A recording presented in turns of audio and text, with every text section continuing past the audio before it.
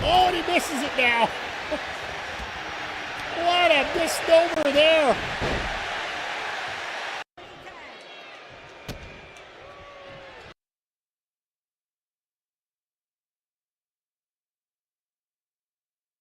I am really starting to hate Meld for this. Anytime it drops all the time here. The other modes. Oh, make it big. It's a hot tag. Spandex. So be careful. We will get through it. We're going to be up right I guess he was careful here, folks. So stay tuned. We got a hell of a card coming up, and we got a lot to talk about. So the group's hit, man. That's true. Excellent execution. Stick around. He goes for a 450, but the collision detection just ain't there. He's going to go try it again. Oh, and he misses it now. What a misnomer.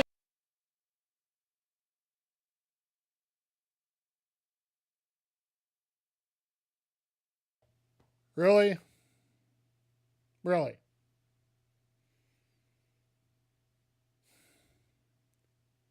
Folks, if you wanted an open artified fact about why I can't stand Meld, well, here you go. This is the only thing this is the only reason why I would shift back to OBS right now, because everything else is running smoothly and perfectly. But, yeah, you know what? We got a minute left in the ad break, but I don't care. Let's get this show on the road.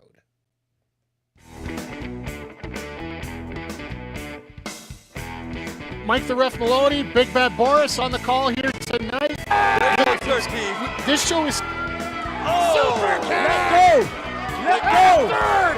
Let go! Super Kick Party! Yeah, pay the money for that. No. This life is going great! Let's go! She's healthy. Let's go! Is she healthy? Yeah! Apparently she's back.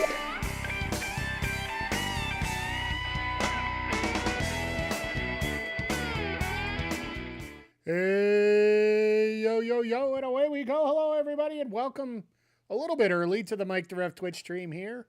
Welcome to AEW Dynamite. Welcome to the craziness that is going to be AEW Wrestling tonight. And, yeah, tonight should be a special night. Swerve and Omega probably is going to be the main event. Knowing these guys, it might end up opening for all we know when it comes to the old AEW. Sometimes the booking gets a little weird. So either way, it's going to be a lot of fun here. Hey, Homer, good to see you here tonight. Glad you're here. Glad everybody's here as we get ready for tonight's show. And, yeah, it's going to be downright. But I want to get into my reel of the week here. Folks, I have been crying, whining, complaining, bitching, moaning, screaming, all that great stuff. How much I wanted to see the inspiration in AEW. Seeing Cassie and Jess show up there after they run out of, as soon as their contract ran out of TNA, I'm like, yeah, no, do not pass go, do not collect $200. The amount of flack, the amount of comments that I got about, oh no, they're gonna go to WWE. You know, Cassie's husband's in NXT, and that's where they're gonna. And I'm like, no, it seems like it just makes a lot of sense for them to go to AEW, where the fans are, where one of their best friends is, and Harley Cameron, and storylines can just work for themselves, and they are. I know a lot of people complain about the tag division in AEW being a little bit, you know, the women in general not getting enough exposure as they should. There is no damn reason why they can't have a good run there. And for people that are like, oh, they're just a comedy team, I have 3 words for you. Watch and learn. Because, yeah, you're going to be very surprised when you see that there. So I hope that you're all ready for it, and I am really excited for it. So, but yeah, I don't know if we'll see him tonight. I got a feeling after that house show announcement that they did on Sunday, which I still think is a decent move. You didn't want to bring him out during the tag title match because you don't want to take that moment away from Harley. You don't want to take that moment away from Lena Cross because Lena's got all that craziness going on with just being she's now officially on the roster and hooking up with Penelope and like hooking up with Penelope and Megan, which I got a feeling might have something to do with the TBS match that they signed up for tonight, that Fatal 4-Way with Marina, Shafir, Megan, Bayne, Mina, Shirakawa, and Willow Nightengale for the TBS title. I got a feeling that signing has a little bit to do with this and sort of that little mishmash as we go along here. To me, it just screams. It literally just screams title change. And I got a feeling Megan Bayne might be the one to get that title tonight. Do I want to see a title change? I'm never against it. Had a rough week. Hey, Nats. I know we've all had those. I'm glad that you're here. I'm glad that you're enjoying things. I hope things get better for you. And yeah, I can understand why things get a little. Like I said, after seeing that Iconics debut or the Inspiration debut, my bad. I'm gonna throw it. Where is it here? Where is it? I gotta throw this one out because I'll just time out. No, I'll just time out. Me. Yep. No, having the Inspiration debut on Sunday there, and it's funny. The thing that really got me in a good mood this week about that was all of you. Because I think I got about 7 or 8 different messages that came in from different people about this being. So, well, if you didn't know who the Inspiration were, you know who the Iconics were. If you watched NXT and watched WWE way back then. It's the same team, just a different name. So you probably would understand who they were at that point then. Also on it. Well, they were on the main roster too. So either way, they were one of the they won the women's tag titles at WrestleMania. They were the only one to ever do it in WrestleMania.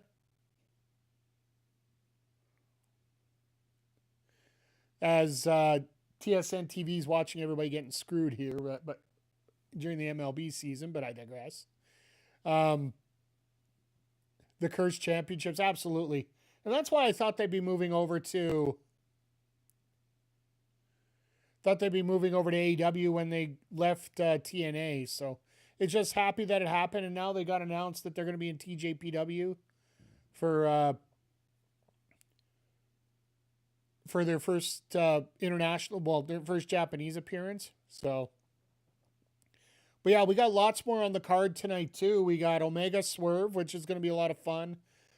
Just announced earlier tonight, we're having John Moxley taking on Mark Davis. So literally, Mox is going through the Don Callis family one by one by one. I want to see who comes out of Zilla versus MJF. Well, MJF's going to win that. Let's just straight up and face it. I don't think it's going to be a House of I don't think the House of Glory title's on the line. It's just he might put the AEW title on the line, but I don't think the House of Glory title's there. So, long term, I don't know, Nats. To be honest with you, I don't know if the Fatu family.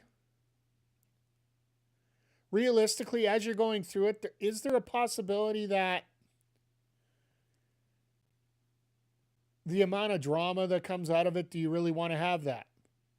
The answer very well could be yes. Like, don't get me wrong. I think it could be absolutely fantastic for it to happen, but airing of grievances, I gotta say, that's exactly it. Like, having the bloodline, having that bloodline story, he could still go over there. I want smart choices by AEW. I really do want smart choices.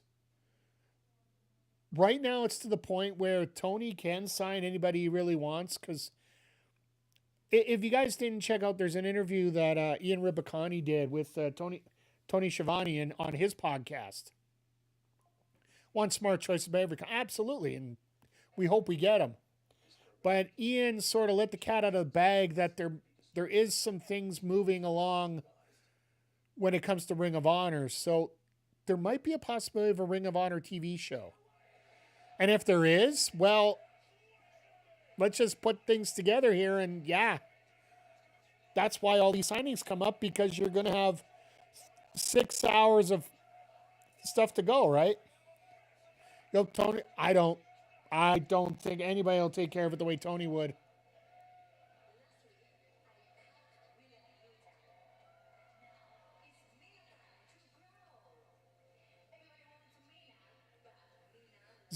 Well, the thing is, you got to pay $10 to see it right now. To be honest, and I don't blame you, Nats. I try to enjoy it as much as I can. It comes down to time as well, but TNA is free. Well, TNA is free for you, depending on where you're at, right? Not enough time to do. Absolutely, and I don't blame you. I know a lot of the Ring of Honor for me. I'll watch it if I have time, but if not, I'll see what clips I need to watch, and then I'll go back and check it out. Because I have the ROH app, right? So if you literally can log in any time and check whatever you want. There's no real delay on it. They're doing the collision style opening here. Yeah, I usually hit up X and see it. That's absolutely fantastic.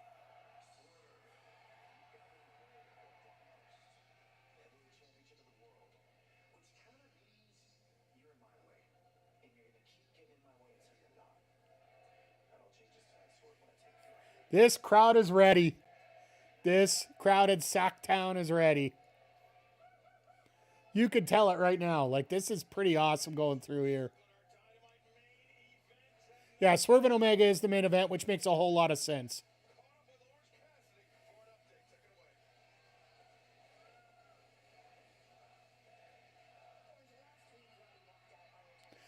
Ha! Excalibur made his first boo-boo of the night.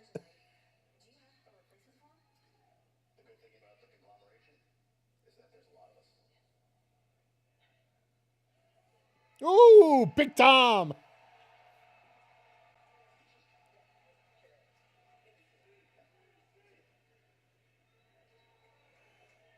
So Ishii's taking the spot that Roderick had, right?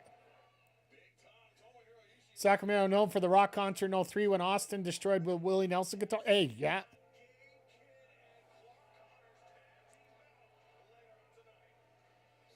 So we're getting... They didn't even advertise it. Orange and Ishii versus Connors and Kidd.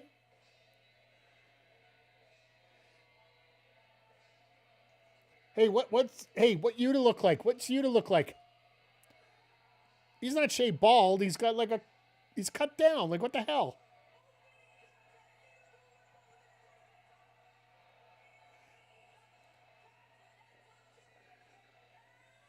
So Moxley, did he unintentionally make himself even more face for what he did on last Saturday? If you guys didn't get a chance to check out Grand Slam, which I highly recommend you do, I would say that Moxley did something to make himself face there by forcing Yuta to come back to the ring and face his punishment.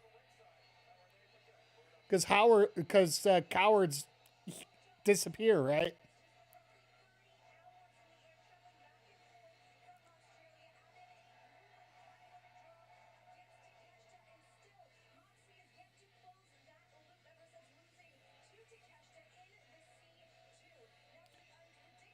Austin Theory has less hair than Yuta. I completely agree with you, sir.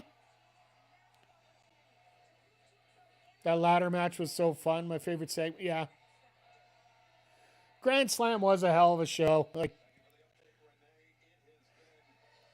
the bad part about AEW, and I don't say this as a bad thing. The wrestling is so good throughout the entire show that you basically have. Sorry, Arcady's talking.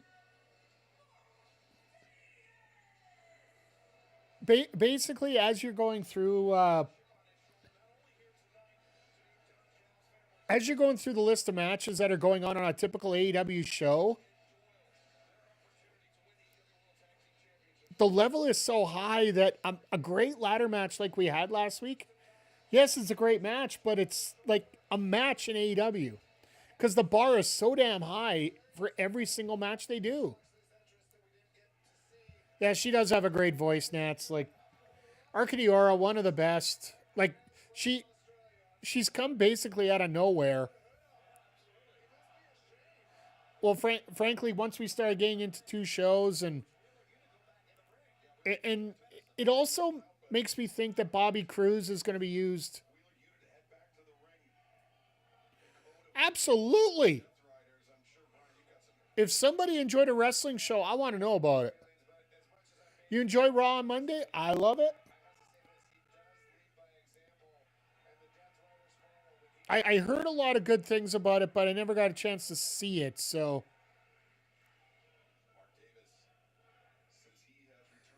Yeah, and the thing is, Raw, they're starting to get the flow down a lot better, even though they got the commercials like literally every 10 minutes.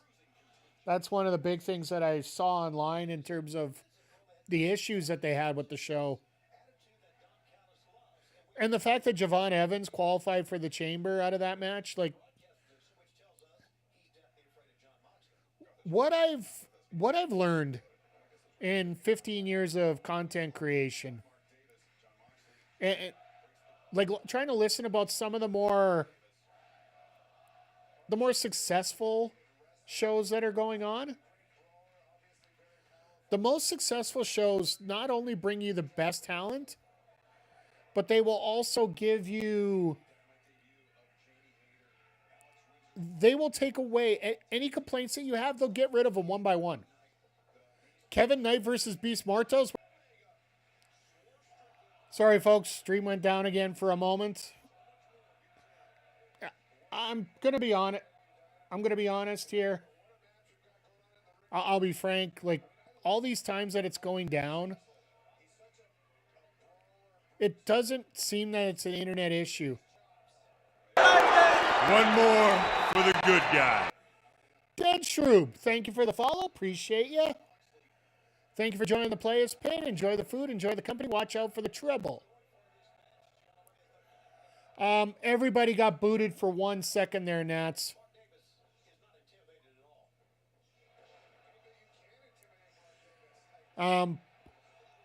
For some reason, this meld software just randomly stops connecting. So I am working to get the stream hooked up back up on OBS, but because I've made some improvements to the stream over here, I need to work on getting them over there. So until I can get things matched up, I can't really go back yet. So unless I can get things working over here, so we'll see what happens.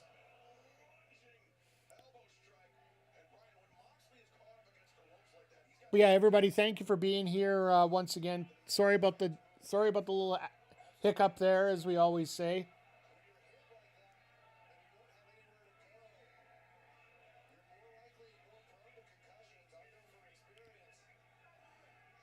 I love the fact that Moxley here has to play the small man in this match. Like, he's got to play a whole bunch of different roles, and he can do it so well all the way.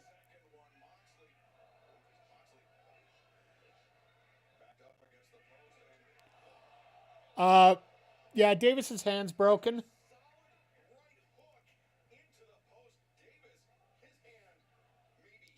So I actually learned in one of the first promotions that I worked with.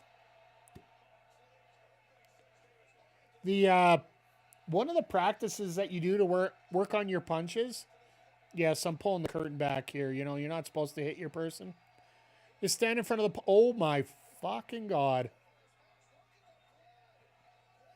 I think that's the first time I've seen blood coming from a hand.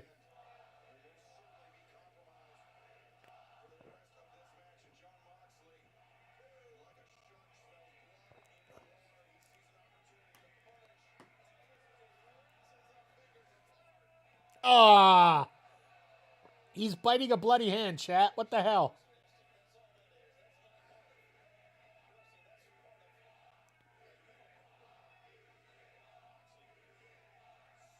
And then stomps on it. I love his... Nice. Just want to follow preparation PPW show after tonight. Can't wait. Hey, yeah. She told me she's going to let me know just before the match so I can actually enter it in the damn computer. Which is funny because I actually have to download it then, right?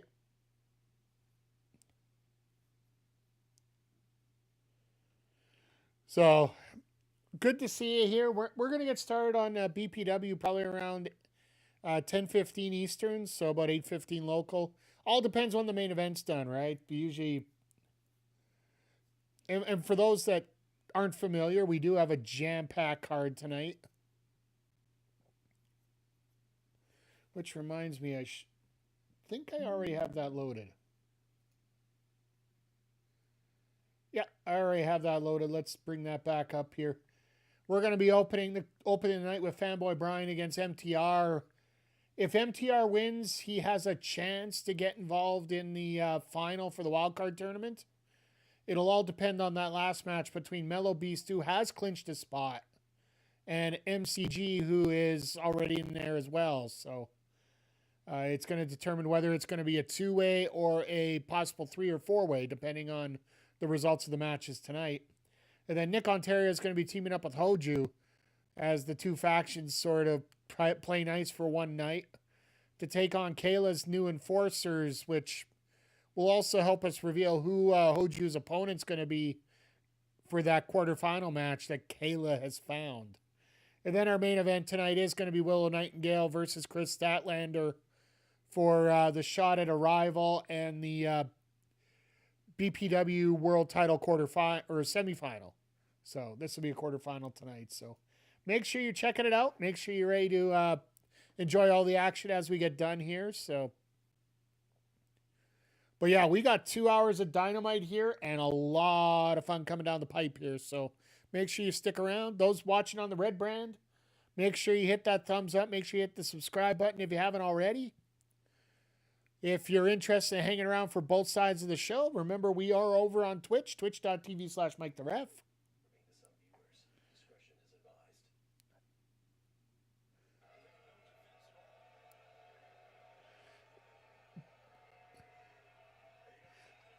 I am just so happy for Davis, by the way.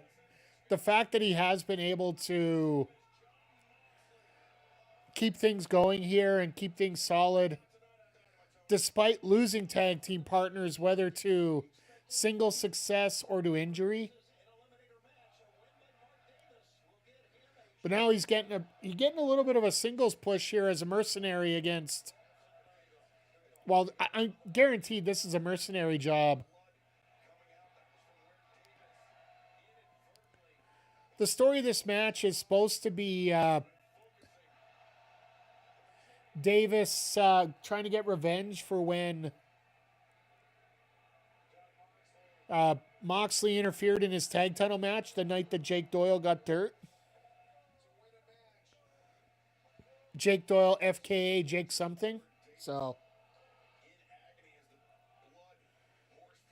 but yeah, that shot against the post. I don't know if have we ever seen a busted or a bloody knuckle before, like an intentional position like this? I don't think so.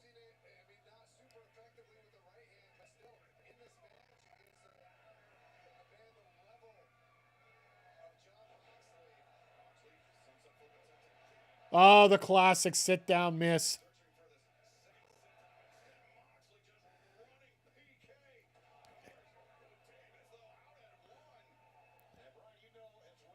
Davis looked like he had 3 finishers stored there and just said, nope, we ain't dealing with that.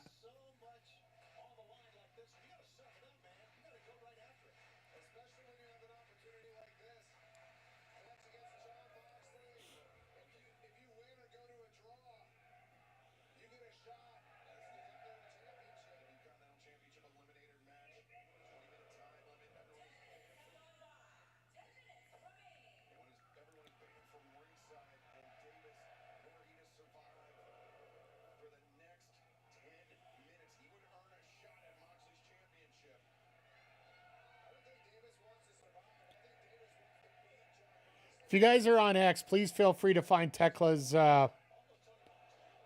X account. I'm just reposting it right now.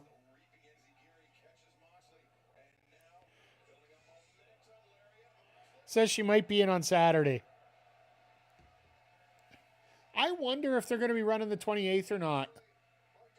I don't know what next week's schedule is going to be like for AEW, whether they're going to be running up against... They're going to decide to run Collision up against Elimination Chamber or not. Typically what they do is they move that show to the Thursday, but I haven't heard anything yet.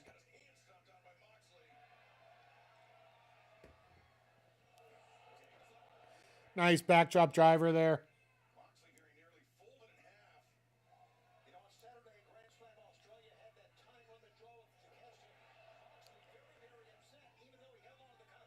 You know what? You know what's even worse? Moxley had a hell of a 20-minute time limit draw with Takeshita, but then the next night, he had to take on Tony Storm. He was part of that intergender match at House Rules. And if you saw the video, Storm more than held her own against Moxley.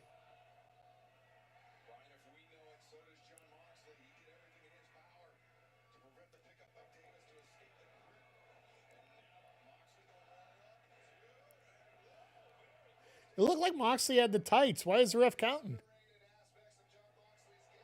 Oh, God. Deadlift pile driver. Let's go. Now, here's the thing about this. Davis only has to survive the 20 minutes. He doesn't have to win. If he survives, he gets a title shot.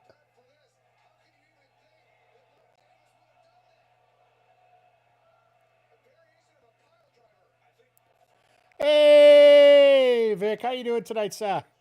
Hope you're doing well. Hope everybody's doing well tonight. This has been a fun night so far here. We got it, Vic, if you missed it earlier, we got announced a bonus match that's coming tonight. Orange Cassidy and Ishii versus Gabe Kidd and Clark Connors. It was supposed to be Roddy Strong, but you know what happened last week. So, basically, Cassidy said, we have lots of people in the conglomeration, and that's what we do here, so.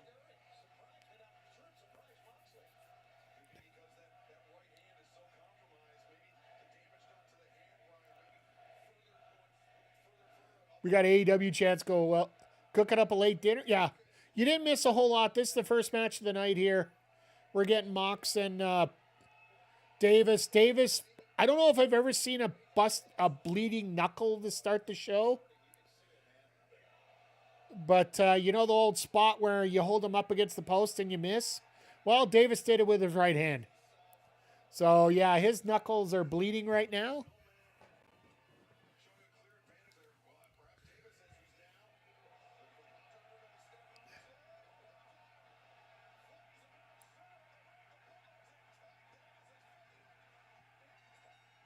There's your tap out. Mox with a win.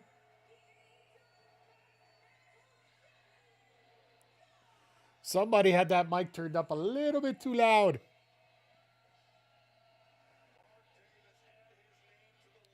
By the way, Vic, I want to congratulate you. After doing all the math and Contagoran about tonight, You did qualify for a rival, if you didn't know, for the pay-per-view for the wild card match. Tonight you get to determine how many people you're going to face. And Michael, thank you for popping in here. Appreciate ya. Always consistently in here enjoying the work. Oh, you didn't know? Yes, better call back, breaker. Hey, Andre, good to see you here tonight, sir. It's been a fun night so far here. I knew I could do it. Yeah, well. So, long story short, what happens tonight, I face Fanboy Brian in the wild card. If I win, I have a chance to be a part of it. The only way I can be a part of it is if it's a four-way. Now, you face MCG. If you beat MCG, it becomes a one-on-one. If you lose, it becomes a four-way. If I lose the first match, it becomes a three-way. You left your house and walked into mine. Andre, 50 freaking months. You're officially becoming a senior. Thank you, sir. Appreciate you a lot. And yeah, I appreciate Davis using the hand afterwards. It still hurts like hell, but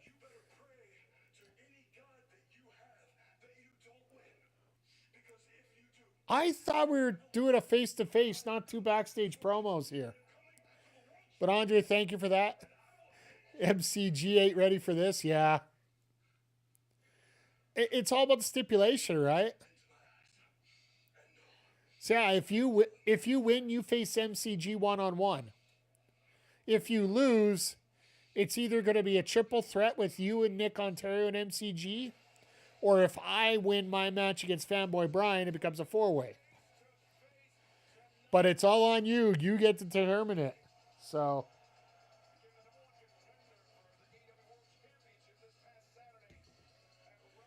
oh, yeah, here comes FTR. We knew we were going to get some with FTR and the Bucks. Like, they had to clean something up here. Be back at 8, going to finish pooping and have a... How do I put this? There. I'll give you the Mario downpipe for what your poop's about to do. So, all right, you enjoy your dinner. We'll be back. Usually we start around 8:15 or so. So...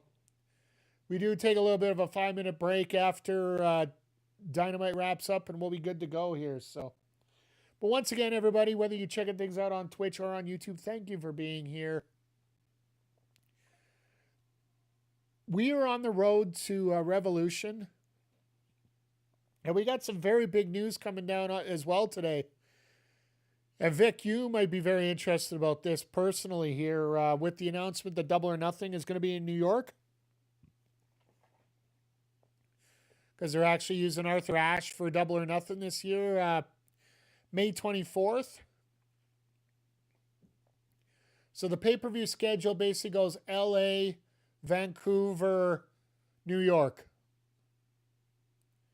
And then I don't know if they're going to do Forbidden Door. I'll be bloody honest with you, and this is something that I honestly feel is important. Got to get uber crazy for some ticks. Yeah, I believe tickets start in March 9th, I do believe. So I hope you guys get some. They should be. AEW pay-per-views just sound like they're a lot of fun. I wish I could get enough time off to go to Vancouver for Dynasty. Don't think that's going to be a possibility. I am going to go to the Edmonton show. I still got to get a ticket, but let's face it, it ain't going to be that big of a deal. Basically, you can wait till the week of and get some cheaper tickets by the end of it. It's not going to sell out, so just book your flight. There's this weird thing. Right now, I probably couldn't even make it because I haven't even got a passport yet. So I appreciate the offer. You know what? I'm going to say this right now. 2027. I know it's a year away, but 2027 is going to be the year that I get my ass out of this seat and get around this world a little more. This year, I still got some stuff to take care of, so once that's all settled away and figured out, I'm definitely going to be able to get my ducks in a row and time to get out in this world a little bit more. Trust me, I'd love to be anywhere but in Edmonton right now. If you guys don't know, yesterday we got literally 1 foot of snow, and it is currently minus 24 Celsius, so it's right around minus 15 of Fahrenheit. Just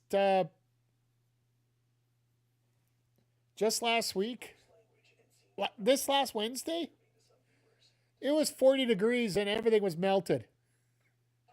So yeah, to say the least, it's been a little bit of a culture shock the last 24 hours. No small feat.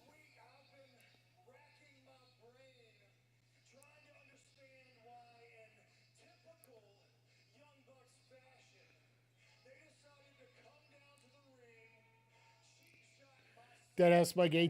Hey, you know what? It's fine. I am more than fine with that. I wouldn't even mind, hitting up House of Glory if you need any help there. So, but that's something we can talk about later.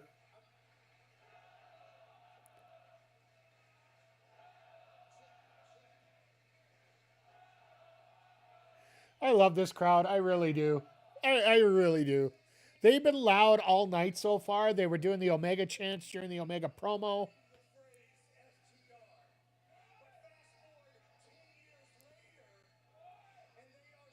Oh, that's right. You got Zilla. That's right. We were talking about this earlier. Zilla and MJF.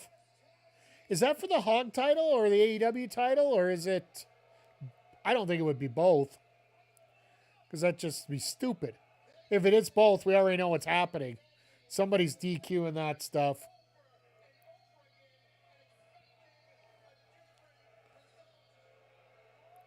Here's a question for you, Vic. You're a little bit more intimate with House of Glory. I think he's putting up the AEW. Yeah. Wouldn't surprise me. But here's what I'm wondering. Place going to be absolute packed. I have no doubt about that. Now, here's the question.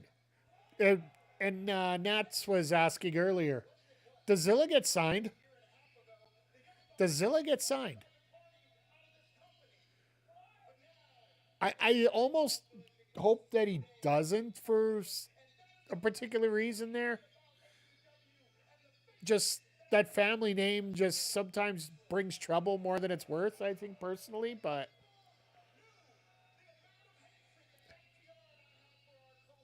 the only other thing I can think of right now, and this is something that's sort of, it's not leaked, but it's leaked kind of thing. If you didn't see it earlier this afternoon, there's been some video going around about, oh God.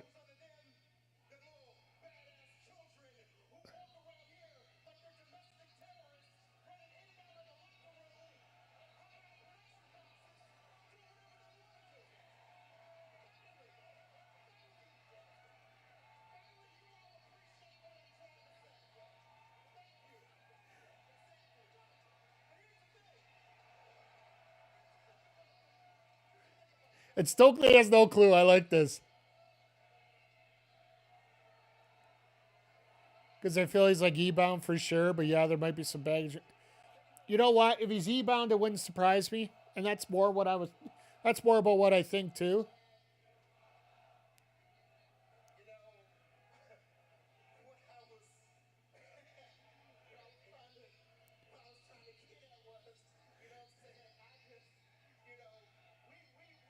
Stokes dead.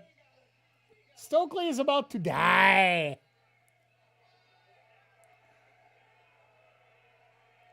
Stokely is about to die. I see a couple knees getting into his face pretty quick here.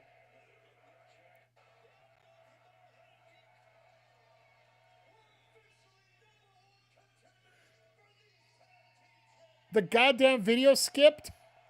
Missed the super kick.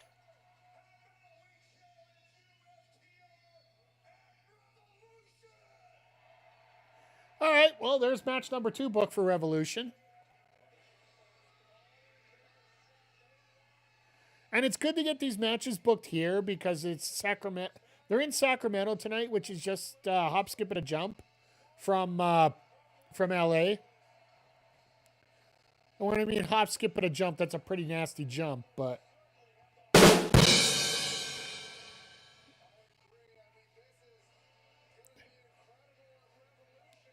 It's going to be an epic match with these guys, and we all know it, right? Like,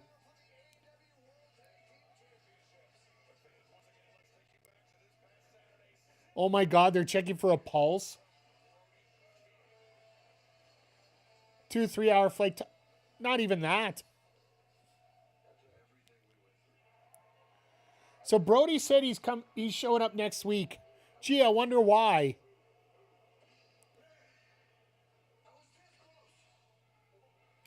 Guess where they are next week, folks? Yeah, that chat is never going away from Brody ever again.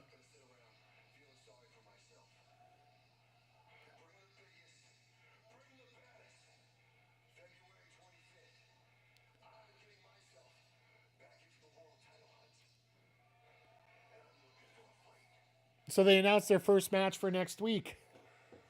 And guess what? They're in Mini next week.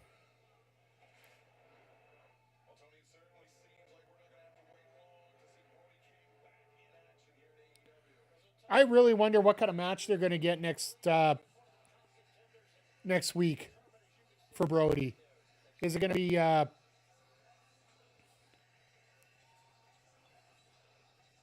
I assume they're going to bring up a new feud for them, but we'll see. They're doing... oh, that's right. They have 2 women's matches tonight, so that makes sense.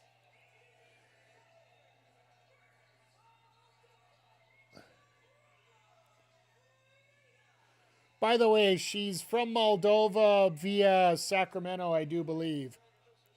So... Marina's got that look on her face, right? They love warm beverages for Brody? Yeah. I am so glad that we got something different for that.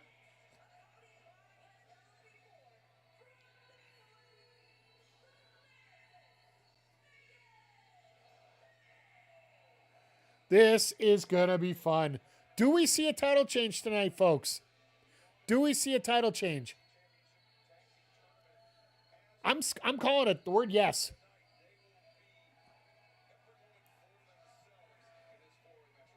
I think it's Megan, to be honest. It wouldn't hurt my feelings if it was either Mina or Marina. That's gonna... the commentators are gonna fuck that up at least once tonight, right?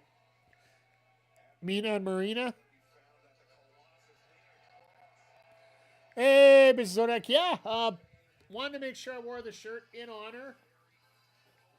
If you guys haven't seen it yet, no one out-retros the Gorp. The Retro Hangover this week did their annual Gorpies celebration of the top 5 games they've experienced this year, so feel free to check them out. I wanted to wait till you're in here before I do anything crazy.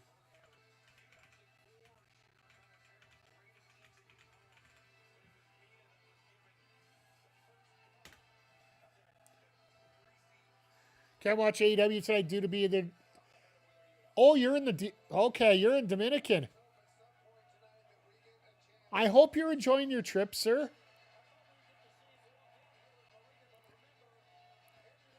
Guys, make sure you go check out the link here. I kind of figured there was a reason you were teaming up with Hoju tonight. Because, don't think I've drank this much since in the 20s. I hope you're having a great time. That's the key thing. Because, yeah, it's been a fun week for a lot of people. So I know, Nats, I do hope that the fact that everybody's having a positive week and you're in here, everything, it sort of gets a little infectious for you and things get better. So holding yourself back. If you were watching this match, you'd be, those are the best episode recipes? Yeah, well, fair enough.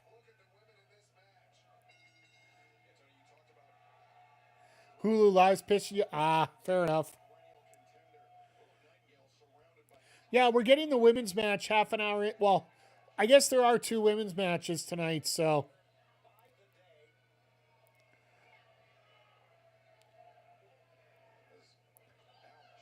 This could get interesting here. Like, I totally expect the title change to happen, but we'll have to see how things go here.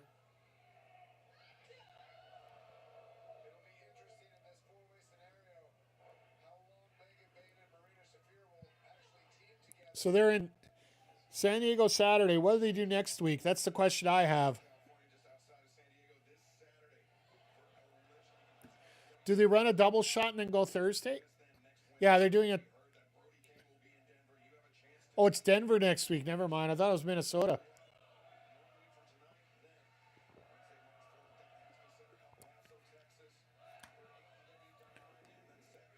Vic, you're the king of those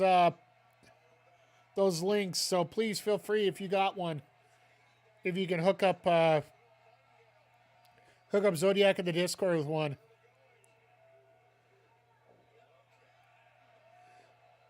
Unfortunately, all the links I get are usually crap or spam, so yeah, just feel free to throw it in our Discord if you want.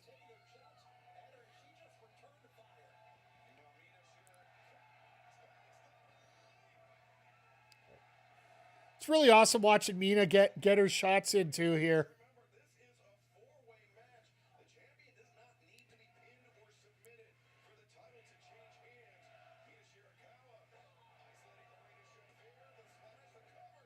I find it funny when she does the splash and Shafir's got has to put up both legs. So she doesn't look like she's getting pinned.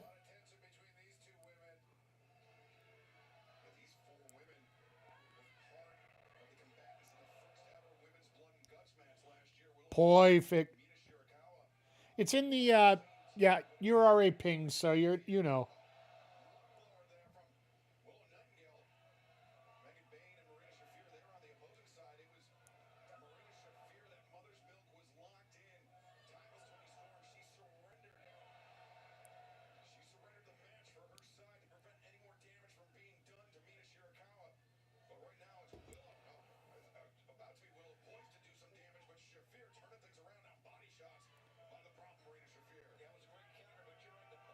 Ooh. So Willow's trying to fight back, and it's like both of them are in the way here. Holy shit, what do we got going here? What the all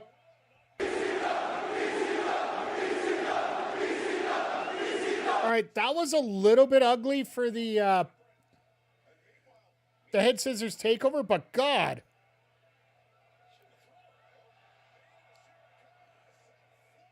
No, Vic's pretty awesome for sending stuff around and finding little things to help out.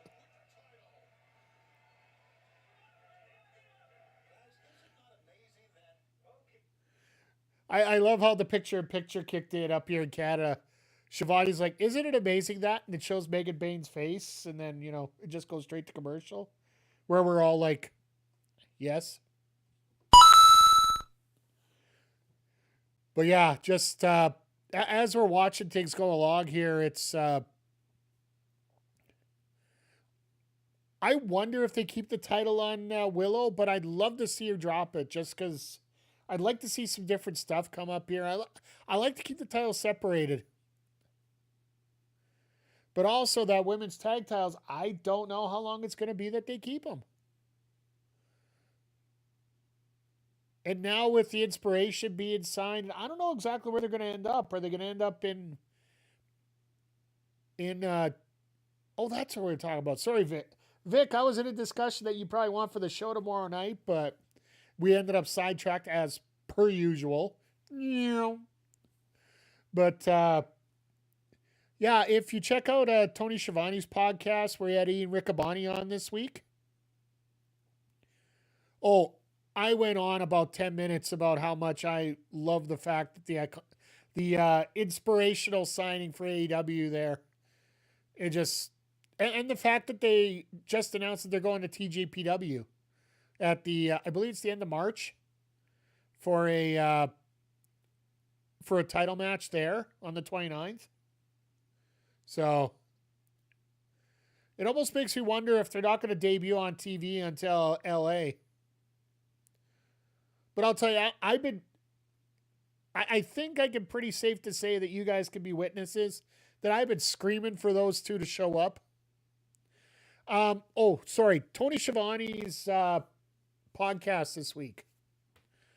He had Ian Riccaboni on. And unintentionally, Ian mentioned that there are some really... They asked where the next RH pay-per-view is. Or the next ROH big show is. And basically, Riccaboni, and I'm paraphrasing, so forgive me here, says, we got some really big news in the... down the pipe right now that I really can't talk about, that I shouldn't even have mentioned right now. And Schiavone's like, yeah, you do. So I got a feeling there's going to be an announcement of a TV deal coming up. It just makes a whole lot of sense right now. And with the fact that TK's signing so many people right now, you got to think he's trying to fill out a third roster.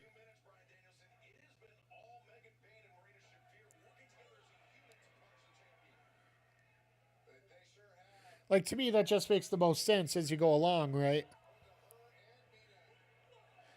While I don't think there'll be an official brand split, you just can't have people coming up to Ring of Honor. And if you want to establish Ring of Honor as that brand to watch on TV, you do need to segregate the rosters to give them a reason to watch that show, right? So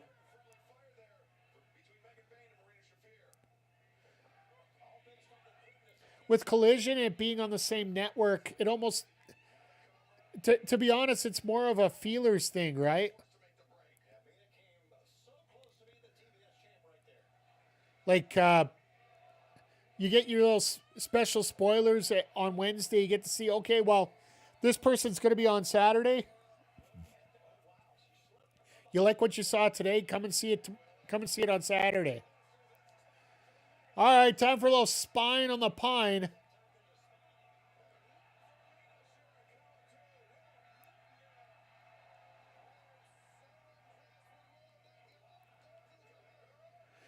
And Mina's not even moving, so Willow's like, fuck it, I won't even do it.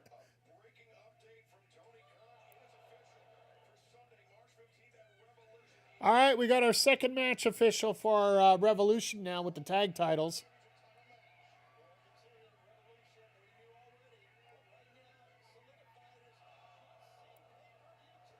Oh, that's spinning back fist. Let's go.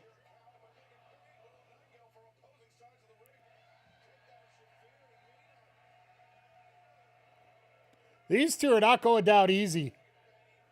And yes, I know you guys can take that about 35 different ways here. There's your double down. These four ladies are killing it. Like, there's no doubt in my mind that women's wrestling's at a whole new level here. Lena Cross being signed, the Inspiration being signed. I don't want to argue about who has the best roster and who is in a top spot in one company and now is fighting for the speed title in the other one.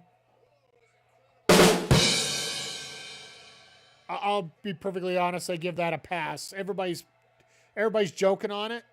I give it a pass just because we do have a little bit of an issue with Jada Parker getting injured. Apparently she's got a neck injury, so you keep Monroe on TV. She'll probably lose to Hale almost in the first round, or maybe just a double count out or time limit, whatever. It's only 3 minutes. Poor thing, gonna check on her consistently. That doesn't surprise me, Vic, whatsoever. But honestly, the speed title would be perfect for Blake. For a simple reason. How many times would she probably want to say, how are you going to last with me longer than 3 minutes? Most people finish within 3 minutes around me, so. Which is not wrong, probably. The hell is Bayne doing?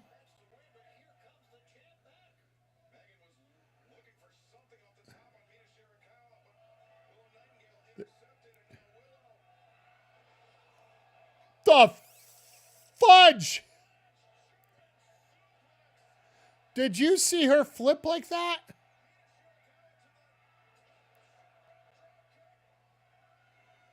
There's no way Mina's winning this, is it?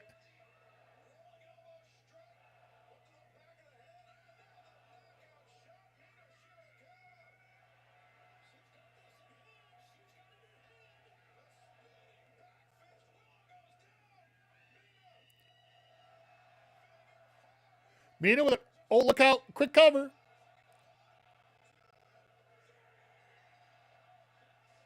It's all good, my friend.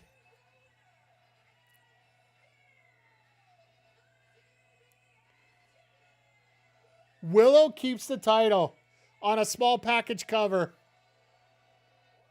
out of the figure 4. The Ric Flair special loss.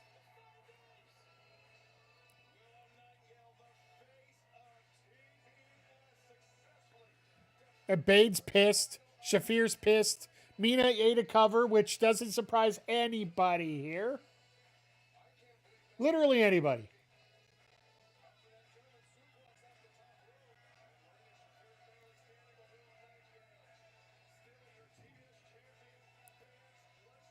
I really got a feeling we're going to end up seeing Bayne and Nightengale. It has, like,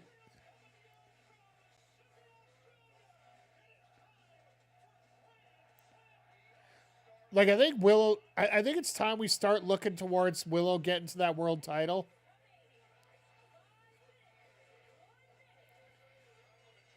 Oh, they're showing the highlights of Grand Slam here. Like, tonight's been a hell of a show so far. Like, if you guys didn't get a chance to check out Grand Slam on Saturday, I highly recommend you do.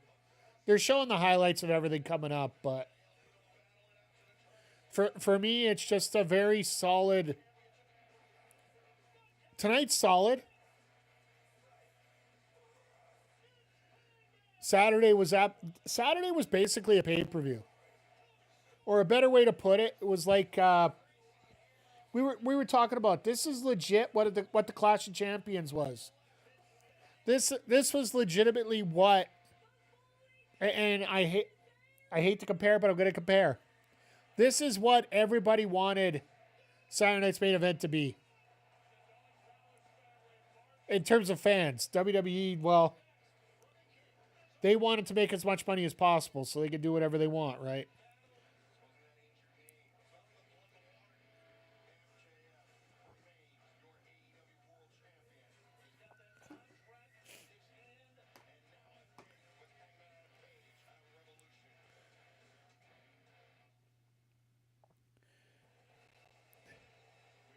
So yeah, we got that face-to-face coming up next. I'm going to be honest, I don't think we need this week.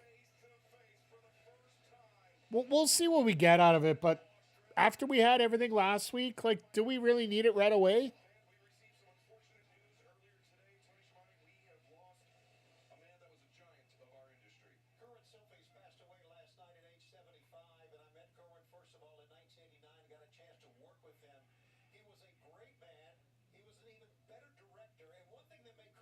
Oh, the guy here, he's one of the main producers over at WWE.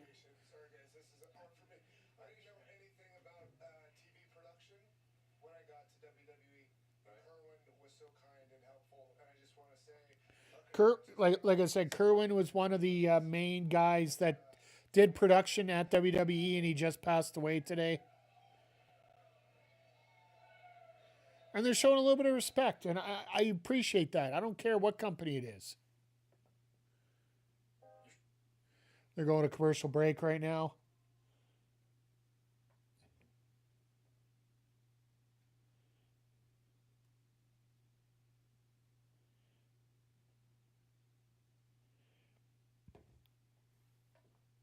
But yeah, just I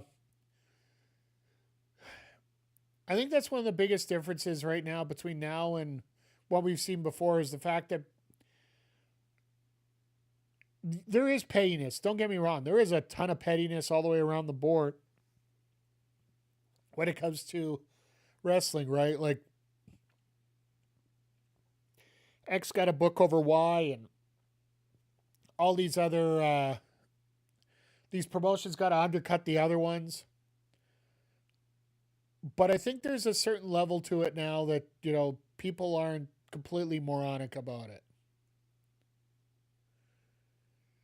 So, yeah, there's...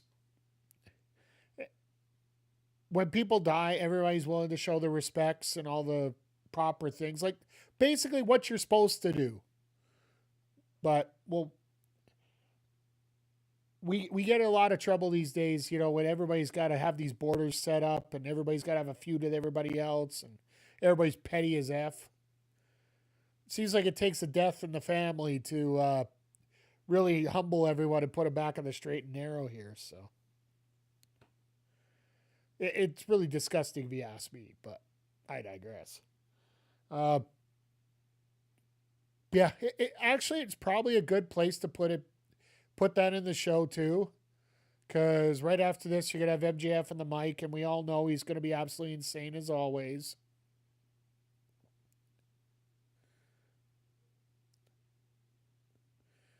But, yeah, like, if he ends up being as insane as he always ends up being, then you're never going to have a problem with everything coming up.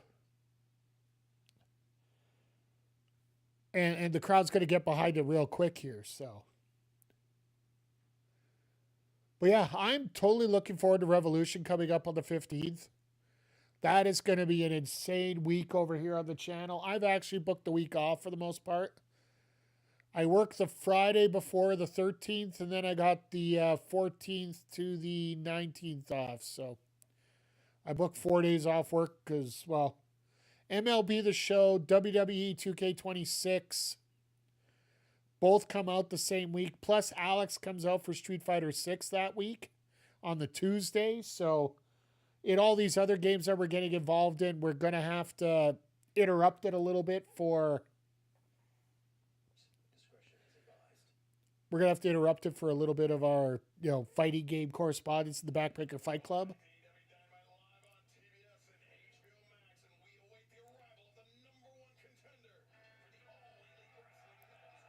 All right, here comes Hangman. Like, literally, that promo that Hangman did in the back is enough.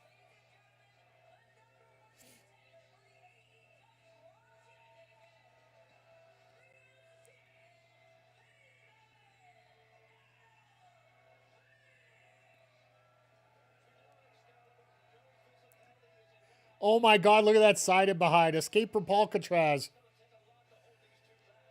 There's a... Sorry, something's sticking there. I gotta get rid of it. Sorry, a little gross. But it makes me wonder about some things that are going on, and like how many people will get... I think people do fit in different companies better. But it's going to take time for you to figure it out as a whole, right? I will never fault anybody for leaving one company to go to the other. Just make sure you have the cojones to be able to go back where you were if you need to.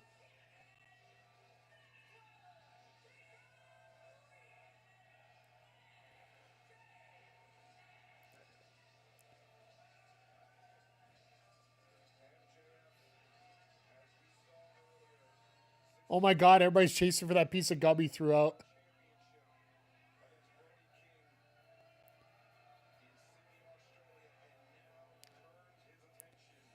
Yeah, those links, yeah. It's the other reason why I always pay for everything. And I understand your situation. You're in the DR, and Hulu Live is an absolute piece of garbage. And the Fight app ain't going to help you there. Unless you get a VPN. Like, to me, that's the only other solution in this case, so. I don't have a VPN sponsorship, so, get whichever one you want. I'm not going to worry about it.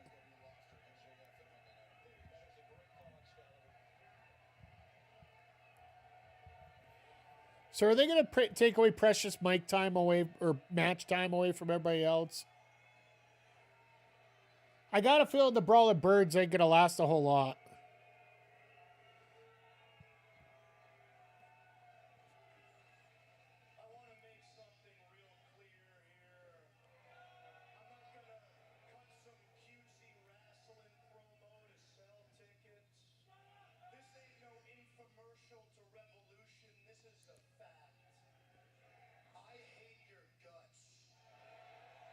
All right. This is helping out a little bit more than I thought.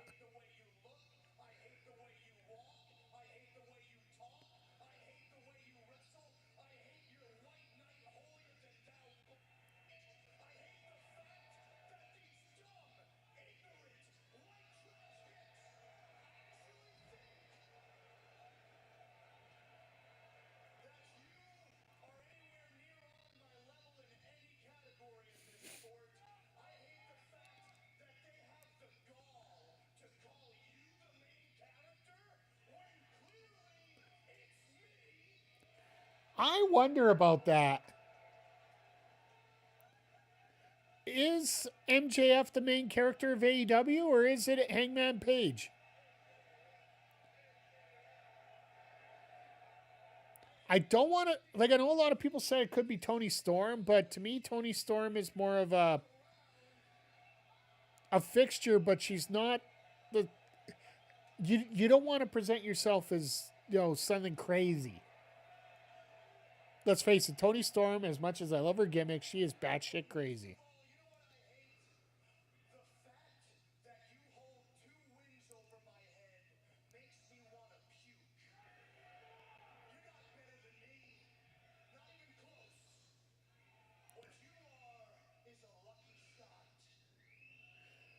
Wait, 2 times lucky?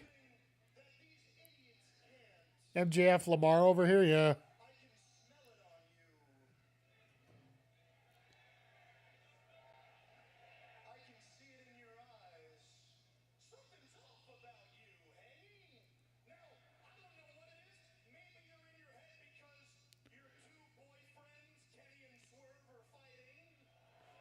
Uh-oh. There's a lot of slap going on tonight.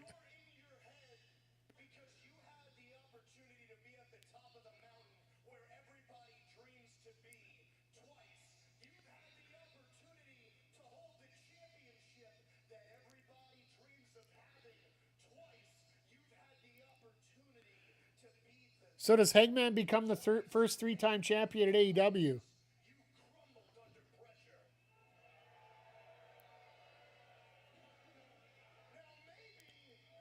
One time he got screwed by Hook, and the other one...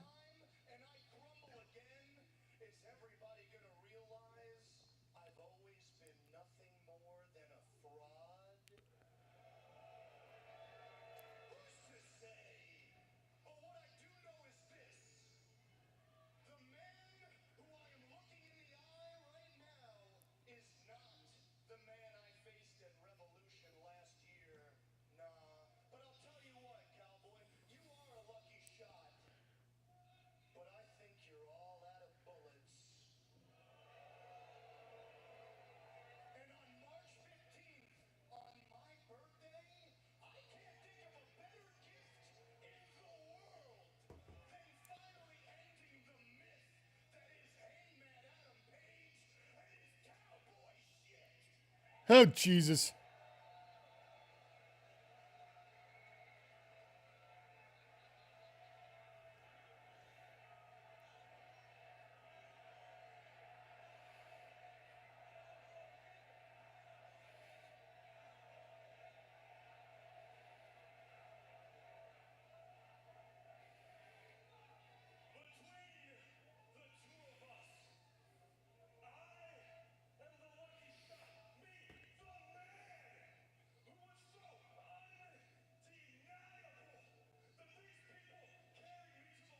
Okay.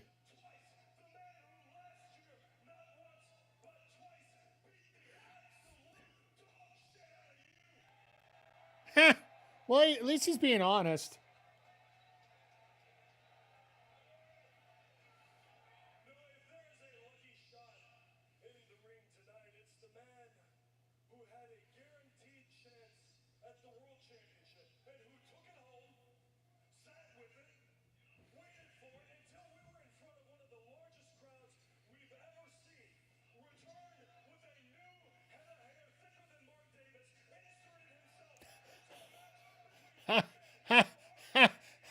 Thicker than Mark Davis. Let's go.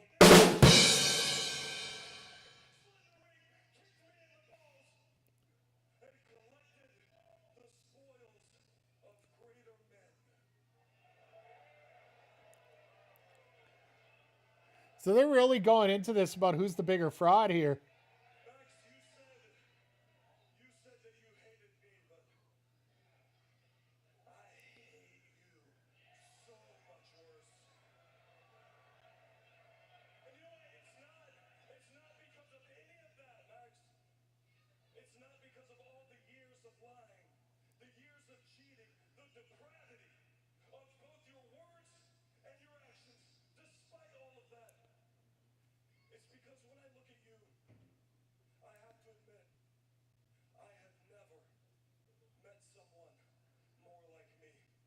Oh, wow.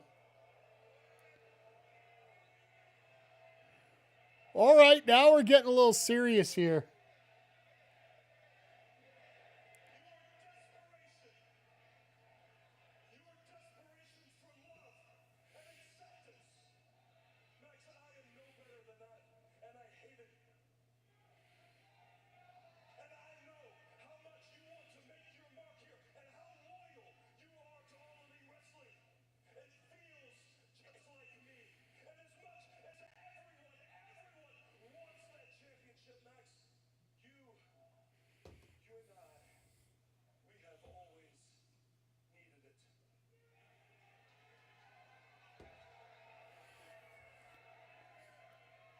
So Hangman's basically going over the we're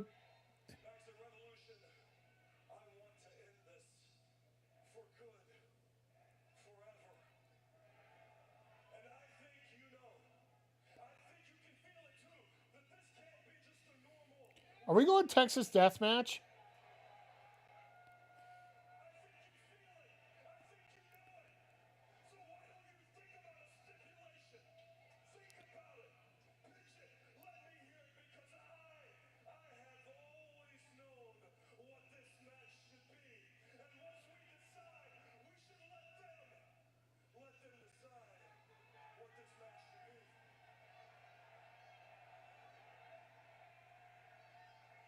Oh, yeah, they're yelling Texas Death already.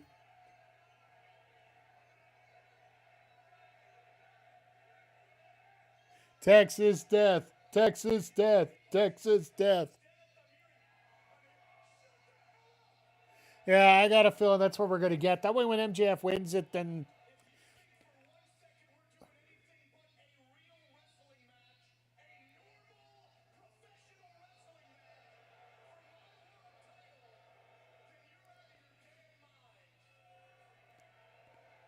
Then you're never going to know if you're the best, sir. Coward. Coward. There's another word for it.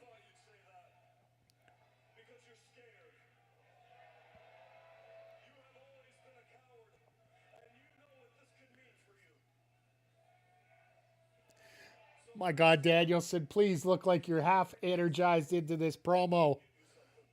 Right in the middle of the frickin' screen. You see Danielson.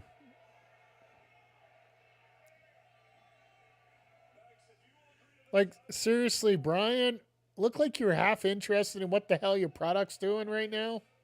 Maybe just a bit. I don't know.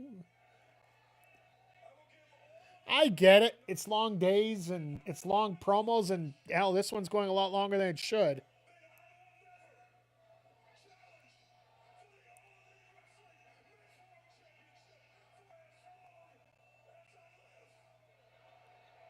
Really?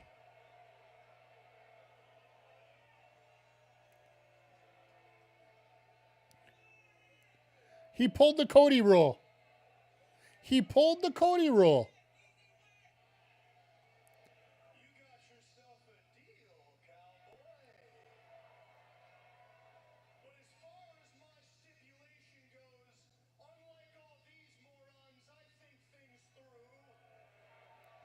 So he wants a week.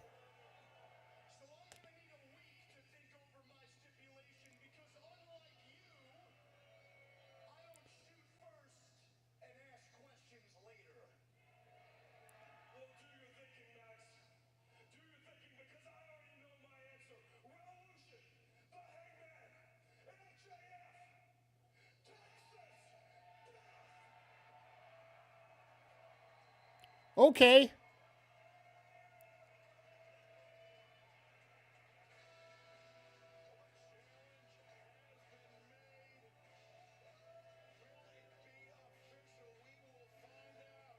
But Hangman not being able to fight for that title ever again? Like, what do you do in that case? What? He's Codyizing himself. Or do they do what they should have done with Cody and said when he turns heel to fuck with that rule? I don't care. I'm gonna fight for it anyway.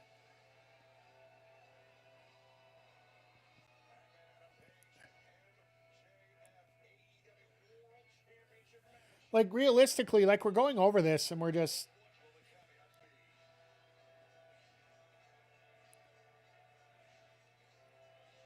Let's see, we're getting an ad break in about 3 minutes here over on Twitch, so...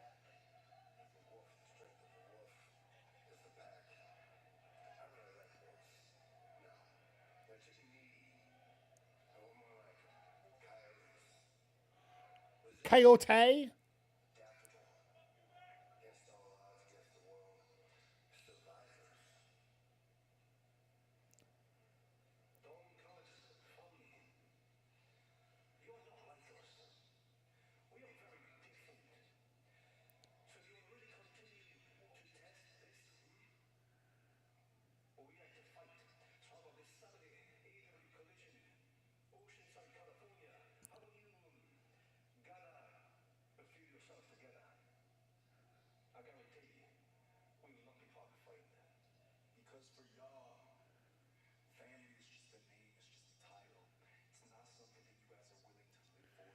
I love this. I love this by the Death Riders.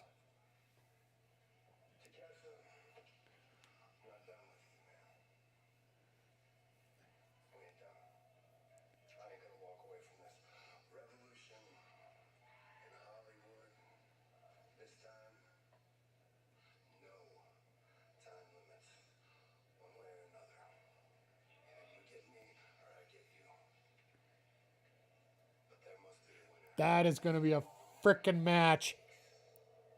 All due respect, that promo was probably Hangman's worst performance ever. Practically Cody wrote. Well, the thing is, the stipulation is Cody all over again. That's the part I'm upset about, Nats, to be honest. He basically Codyized himself with that stipulation. Because almost all of us feel that he's not going to win the title.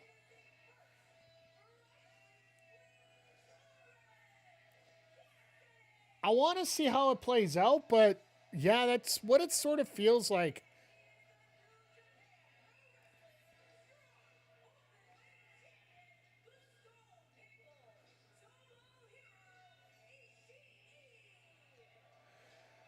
Well, I guess they got that New Japan Strong show coming up, so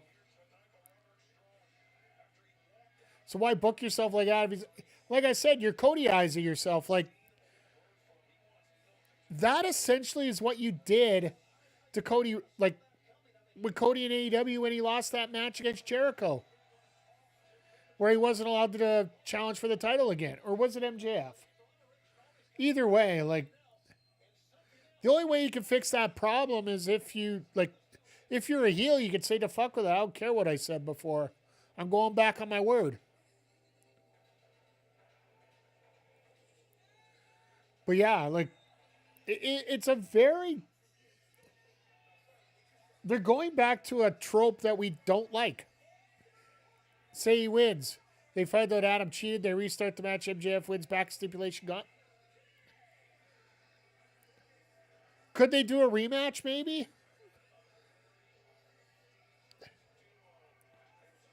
Honestly, if they gave the title to Hangman and the rematch was a Dynasty, and then Double or Nothing, Omega takes the title off of MJF, we could also see that as well as we go into the ad break.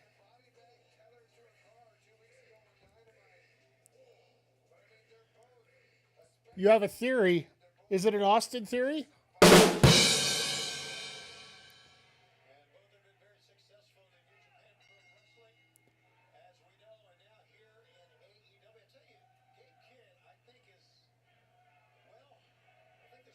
What do you got? What do you got, Nats?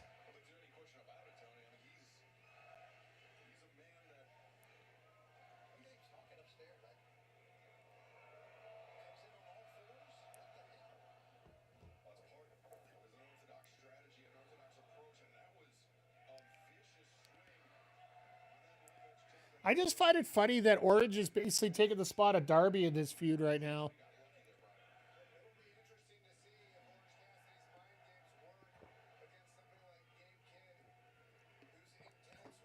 Because Darby's supposed to be the one that's taking on Gabe Kidd now, right?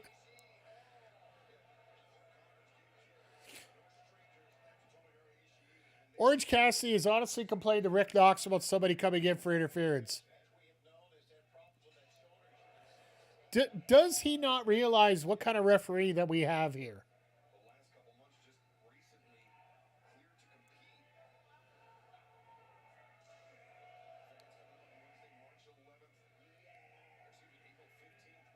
Oh, they're starting to advertise the post Dynasty shows.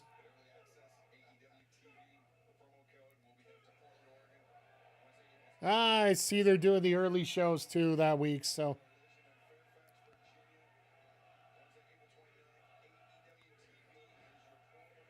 Yeah, this crowd knows. These chops are not exactly the smartest thing in the world to do.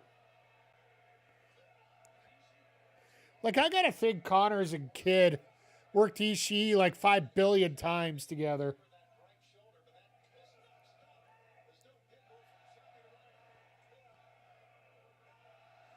Which one hurts more right now?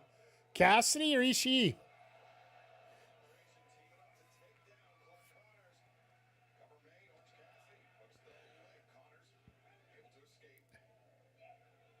It's like Cassidy doesn't even expect a kick. Oh, there we go.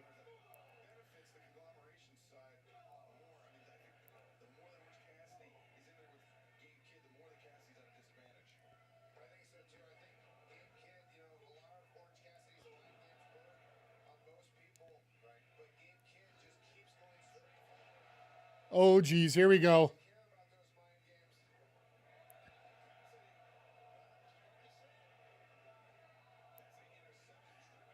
Well, Orange tried to dive, and it sort of got blocked there in an unintentional way.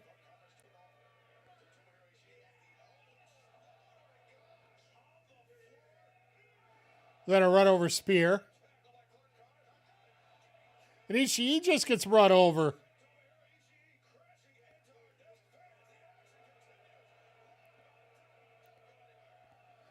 I do find it funny that we do have the promo spot there. Everybody back in the ring and just, everybody gets to admire everybody's dead on the outside during the commercial break. AEW's been pretty good on their picture-in-picture stuff, too, like, as they've been going through here. Timing-wise, seems to be a lot of fun, but I would like to see what the Brawling Birds, who they're going to be facing tonight, because I assume it's going to be a local team and they're just going to have a quick 2-minute match.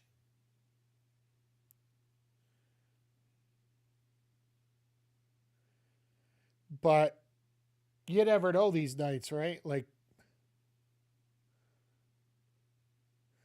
taking a bite out of an apple there. Oh, that's right. We got Kevin Knight and Mortos too yet tonight. Yeah, we're going overtime tonight. Guaranteed.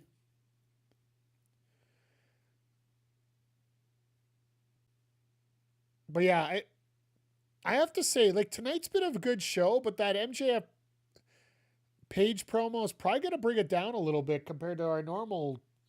Like, instead of being insanely good, it's sort of the middle ones, right?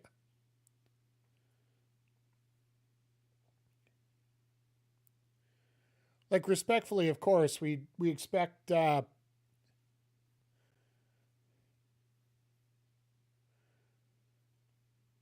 we expect the title to be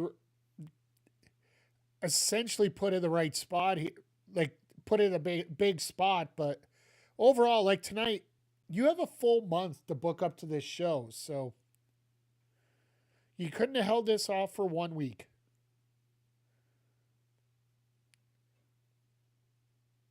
Let them build up some other feuds. Let the tag feud. Let Omega and Swerve be like the focal point of tonight. If you're not going to do a TBS title switch, you're going to at least be able to do something like that.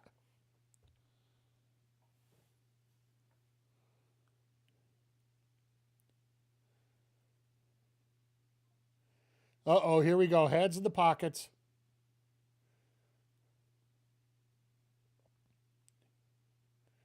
Does Connors not realize that is his superpower?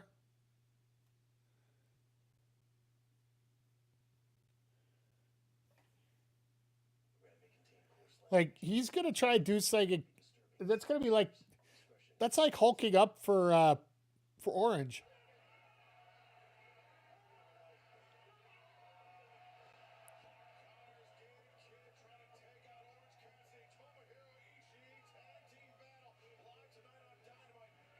Is he trying to work over for the tag with all that?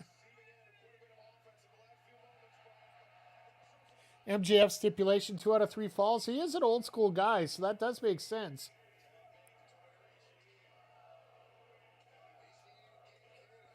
That does make a lot of sense to go that way. Could you do 3 stages of hell maybe? Back for the ads, yeah.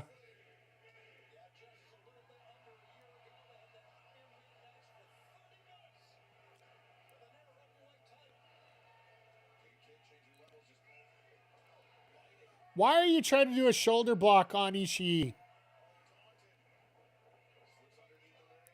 Jesus. And that's the response you get for that.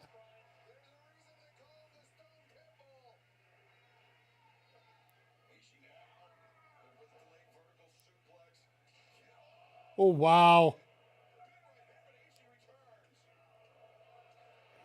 Now we're just going straight to the slap fight. Dana White's watching. Be careful.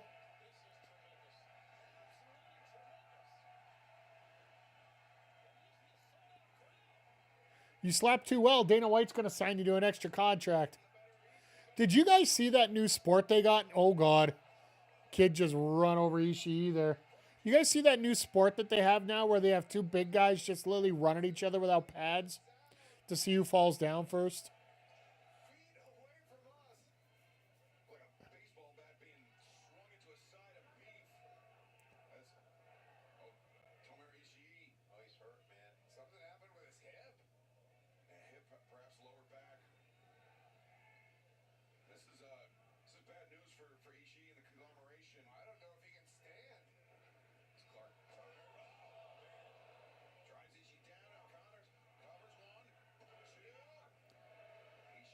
Well, he's not dead.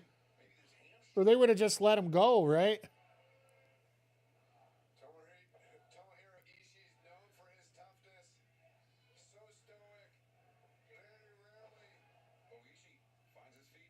Nice backdrop driver here.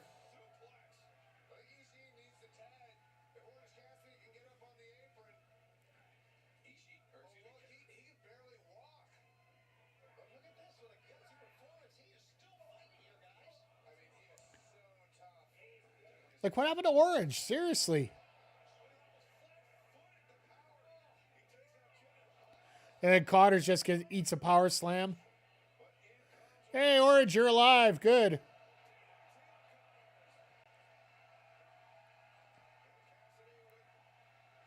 Now the dive works.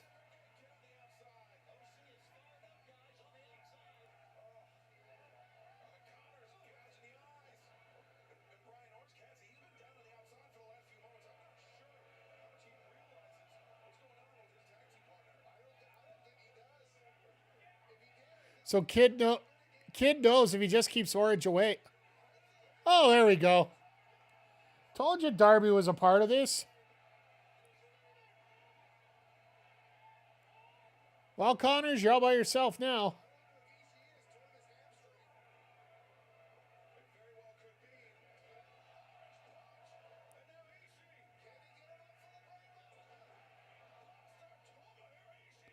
Literally falls over on top of him.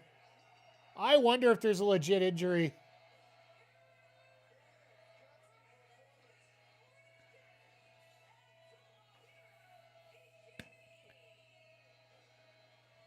He's bleeding from the nose, too.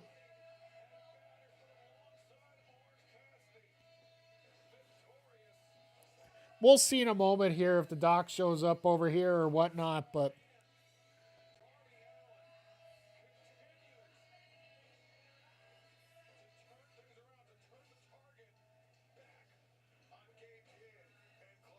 No, they wouldn't be pulling him up if he wasn't injured.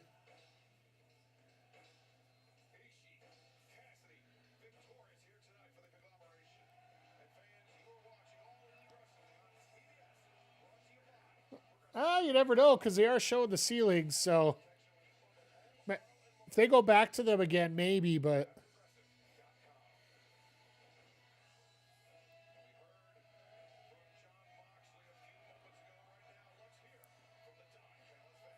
Oh, goody. We get to hear Don Callis again tonight. Oh, my God. Favorite moment of the night. Never mind. Scratch that back. Let's just...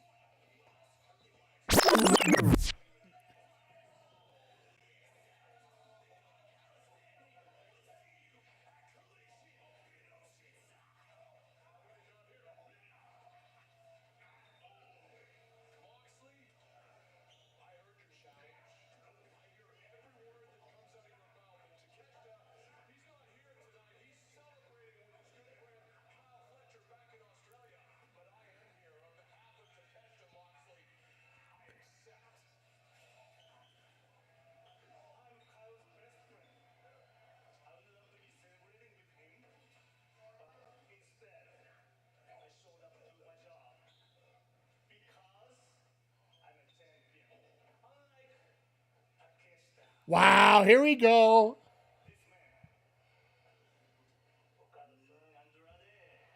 But Andrade's not a champion.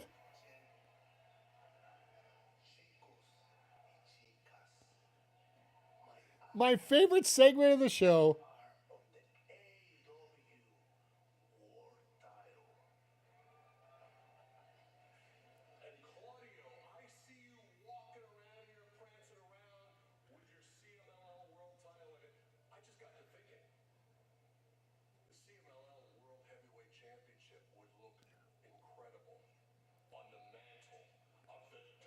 Wait.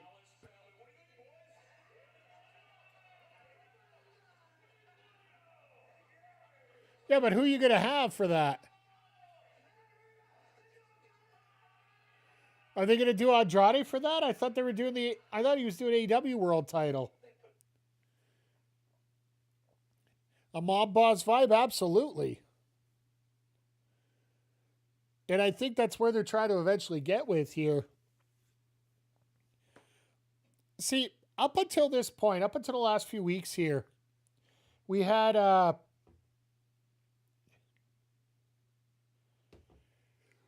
Don Callis family basically look like the Bobby Heenan family, where there's just a bunch of people that Don Callis has recruited for his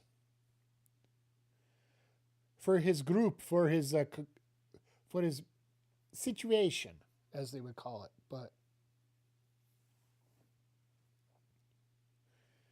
But now with these segments that are popping in here, and now they're starting to give us a little bit more structure as to exactly what's going on with it. It does feel like a family a little bit more now. So, but yeah, like just watching this go through here, like,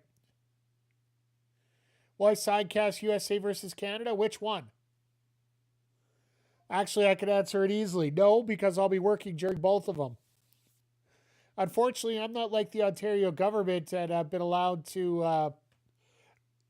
The Ontario government actually turned to everybody and said, you're not you're not to be having classes while the USA Canada games are on. So I hope Canada does well. The women's hockey tomorrow, I'll be honest, I don't think it's going to be much of a game. I think the US is just that much higher right now. But it's a one game does all. Like, look at what happened with Sweden. Look what happened with Czechs. Even though the Czechs needed 8 people on the ice to do it. Not watching either. I'll be at work. Yeah,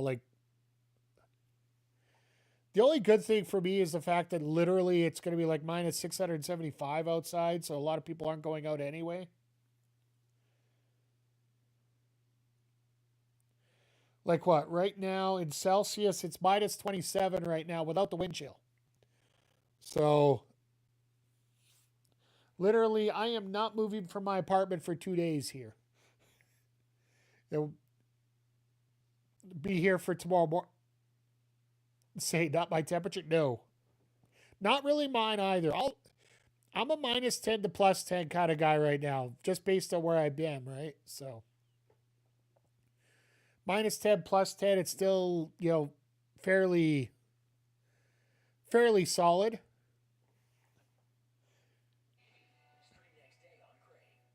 Plus 19, hey. Plus 19, plus 26, whatever works your boat. I just want some nice weather so you can relax with it, right?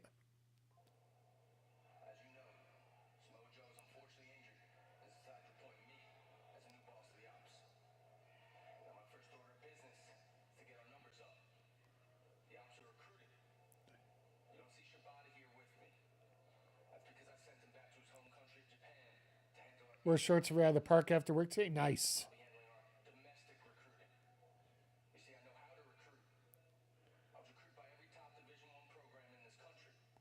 Yeah, for lacrosse.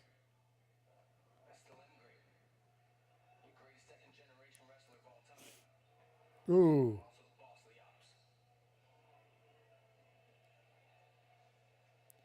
Okay, that promo absolutely sucked. For the simple fact that it really didn't do anything.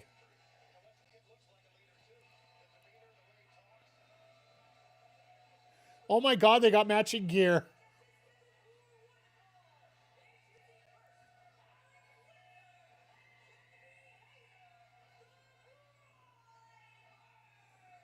I like this. I like the gear. I like the music. I like the gimmick. Two British ladies that just want to beat everybody up.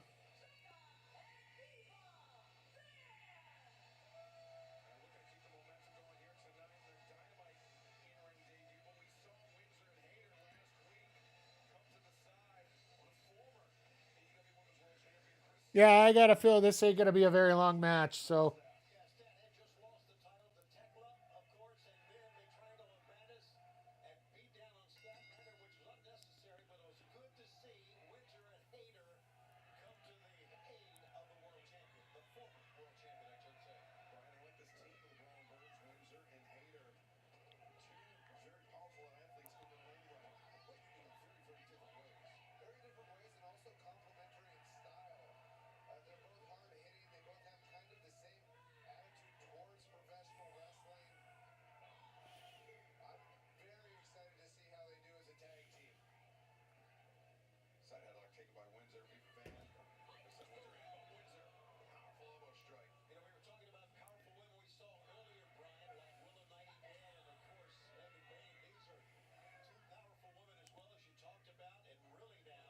Like Viva does a lot of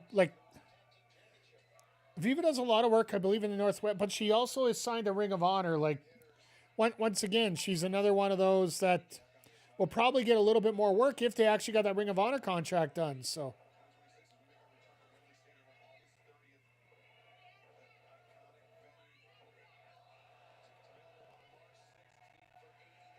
nice little tag team move there. JB got the nice scarf on. I don't know how long she's going to keep that going.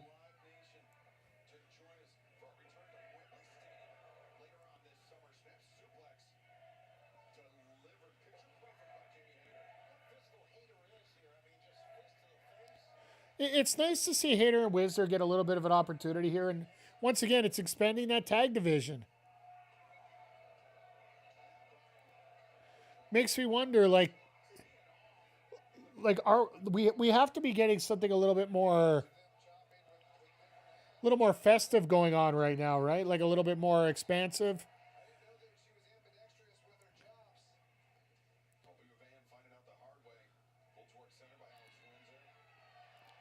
She looked like she was going for that clover leaf.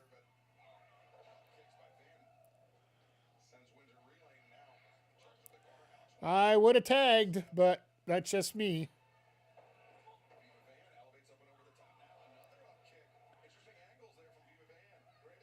Interesting angles. That's one way to put it.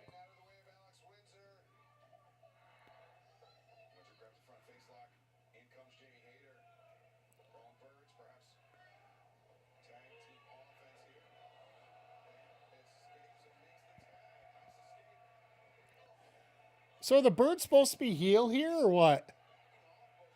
That's the thing right now. Like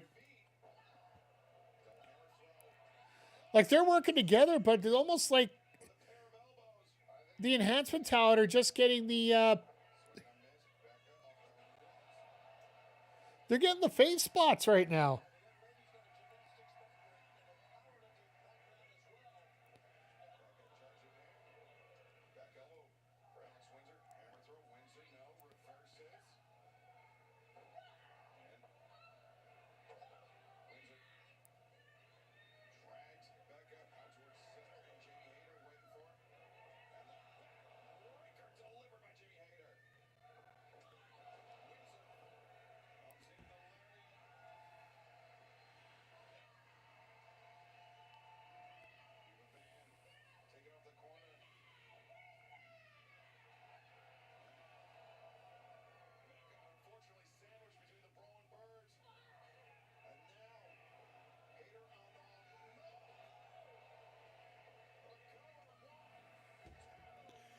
Yeah, I didn't think it would take that long to finish.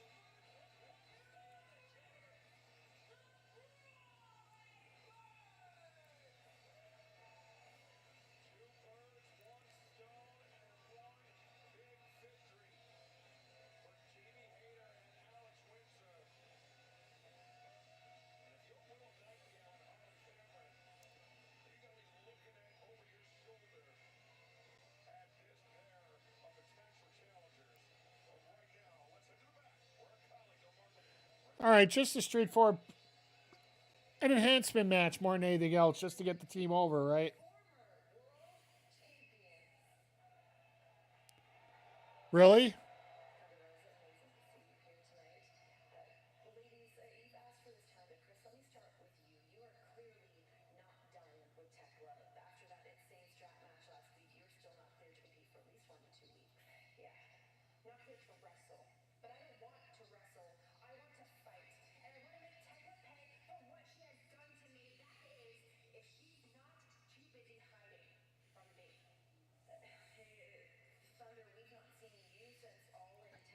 So what's Thunder Rosa doing here?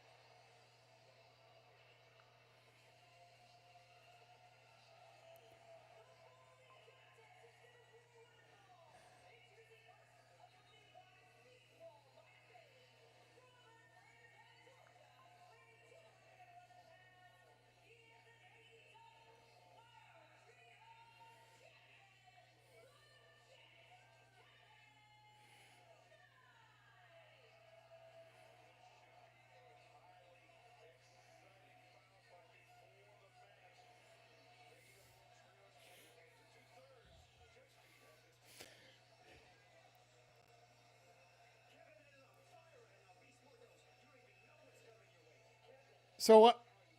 All right, so we got Martos here. What are we going to get for the other two for the? Sorry, I had a little message that came in. Sorry to be distracted there for the moment.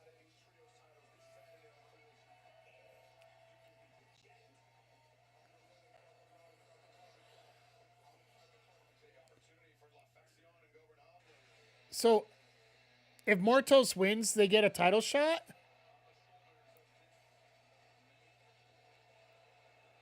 You know, Martos has got to win, right? Because we got to get a trios title match.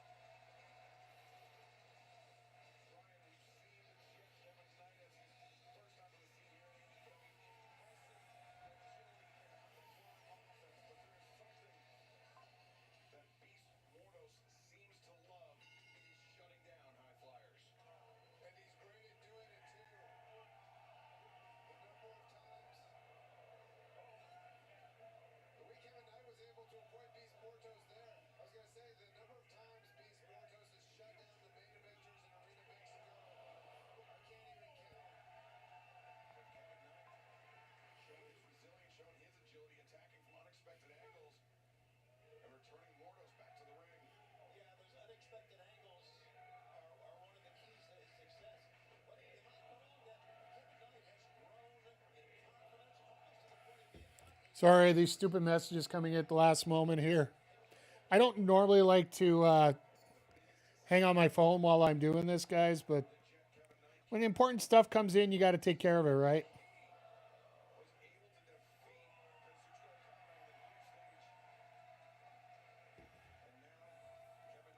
But yeah, watching how things are going off here with Mortos, like he hasn't been here for a while, and now LFI is going to get a little bit more of an exposure here in the next month. It isn't exactly the worst thing when you're hanging out in LA, right? That Southern California area, you're getting a lot of that stuff going on.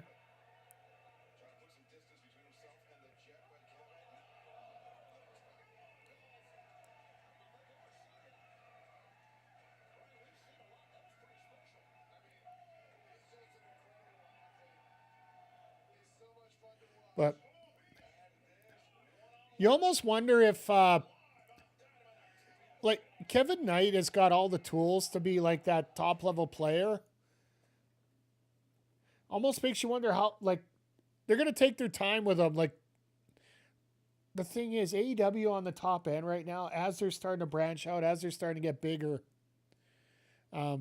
there is a possibility that, you know, guys like Kevin Knight, they could bide their time right now down in the TNT, the international, the continental levels.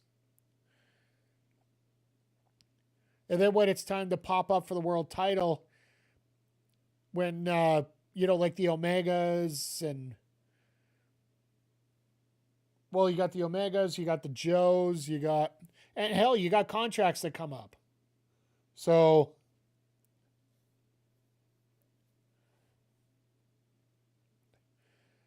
you never know when a bunch of contracts are going to come due, and it's going to be your time to get in the spot and get in the spotlight for that matter. Oh God, Knight just got knifed right in the chest. That that mask, and then just a little neck wrench there.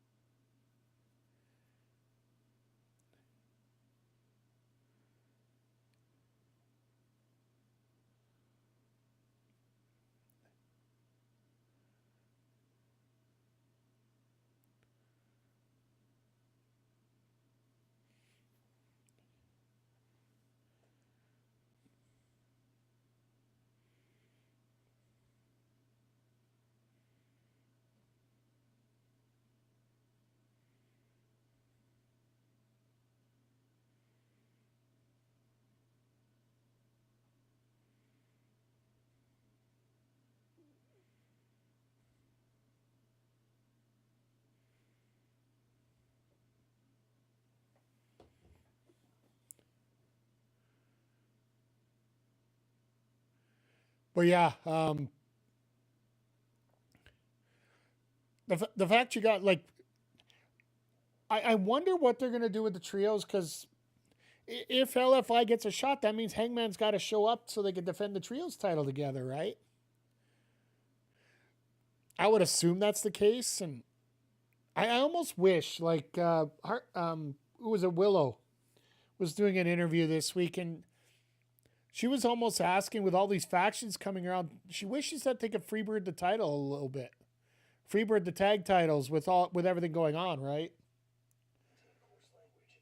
And that might actually be a very smart thing to do. Like, why not have Chris Statlander as the other person in the group?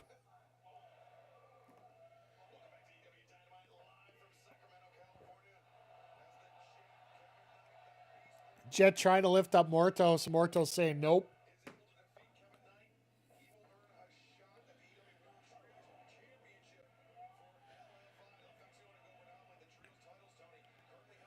Wow, trying to go for a clothesline there and just nope.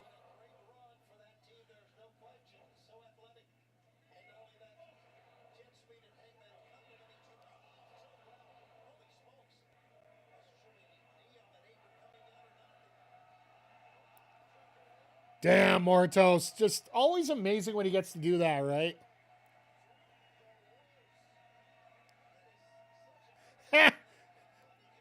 Picks the nose, puts on the camera. Nice work.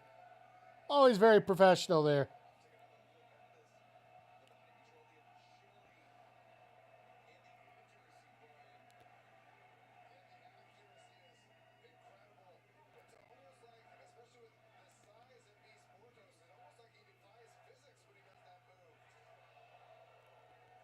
He really does defy physics in a lot of ways when it comes to that move. And that Samoan drop is just deadly when you got somebody with the broad shoulders that Mortos does here.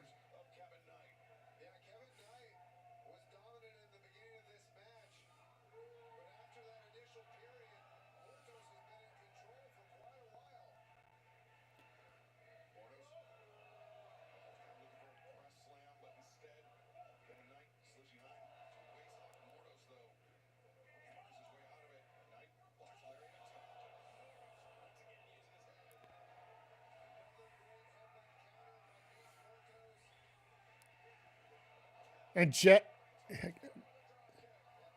Knight definitely going up to the top there, like, or just looking like he's going up to the top like nothing.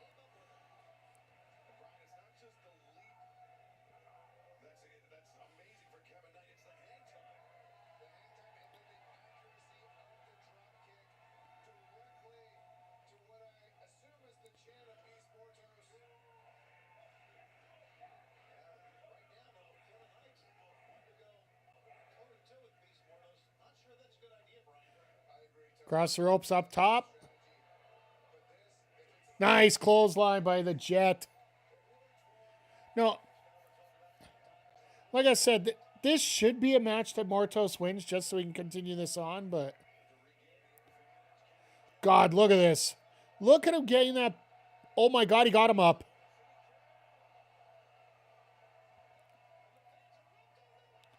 Standing UFO, that ain't going to be enough. That's when you got to go up to the top to do this.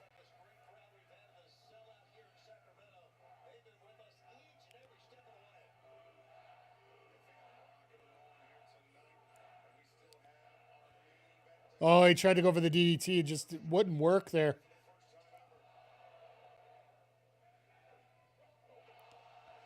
All right. That's a bit of a win there. Now he gets the DDT. Now Knight's got to go up to the top and finish this.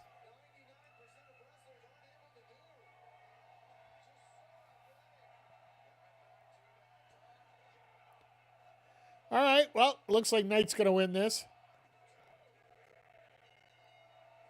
Hell of a victory for Knight. I guess LFI ain't getting a trios title shot anytime soon.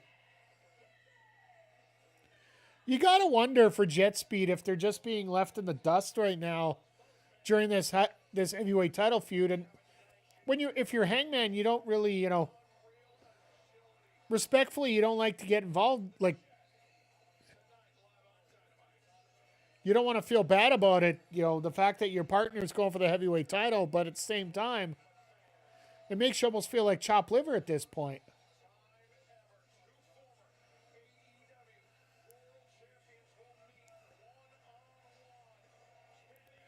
Oh, this is going to be a fun commercial break. Because we're going to get ready for this match. Oh, this is going to be a lot of fun. All right, as we're going into our getting into the main event, as per tradition, we're going to run down everything going on the... Oh, wait a second. I'll shut up for a moment.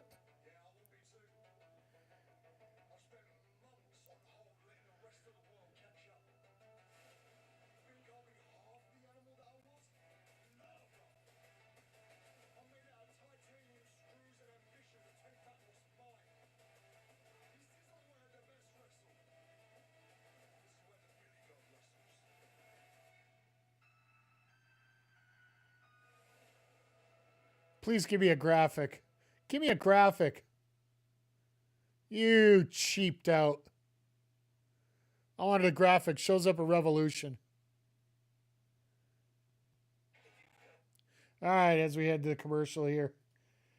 Yeah, just give you a rundown what's coming up on the channel here. For those watching over on the YouTube, make sure you hit the thumbs up and the subscribe. And don't forget, we are on the Purple app immediately following our finality of AEW Dynamite here with a little WWE 2K25 and Backbreaker Pro Wrestling as we are heading up the final round of the wild card tournament at BPW with Mike the Ref looking to secure a possible title shot for the wild card title at Arrival. Mellow Beast looking to hoard back 2 challengers if he can upset the first place runner right now in MCG. And then Nick Ontario and Hoju are going to be taking on Kayla's Enforcers. We don't even know who they are yet, so we're going to have to see how that goes. But then in our main event here tonight, in a quarterfinal for the BPW World title, we got Willow Nightengale, we got Chris Statlander. It was an all AEW block, and only one of them can come out of it to be part of our semifinals to take on the winner of next week's match between Snow Penguin and Walker Pipe Guy. But then tomorrow, we're actually getting into a new game tomorrow morning with Rise of the Tomb Raider. Laura Croft, it's the 2014 version. February, we're trying to get something in now before March starts, because once March starts, we got baseball. We got WWE 2K26. We got Street Fighter 6 getting added in there. We're probably going to have 3 or 4 more games added into there. So that month is going to be tied up immensely with those games. And then hopefully, well, we'll definitely be back with AEW Collision this Saturday, as well as my GM for WWE 2K25. It's going to be some of our final weeks here, folks. Let's see if we can push that Hall of Fame status. Hoping to get an extra stream in with maybe some Fortnite, or we're going to push a little bit of MLB out at the beginning of the month. So hopefully get a couple weeks of Fortnite in before everything starts getting crazy. But as always, we will be here next Wednesday with our AEW Dynamite Sidecast at episode 8 of our Backbreaker Pro Wrestling, which I've already mentioned. The main event there will be Snow Penguin versus Walker Pipe Guy for the 3rd of the 4 shots at the title. So, and of course, we got Ricochet on our screen.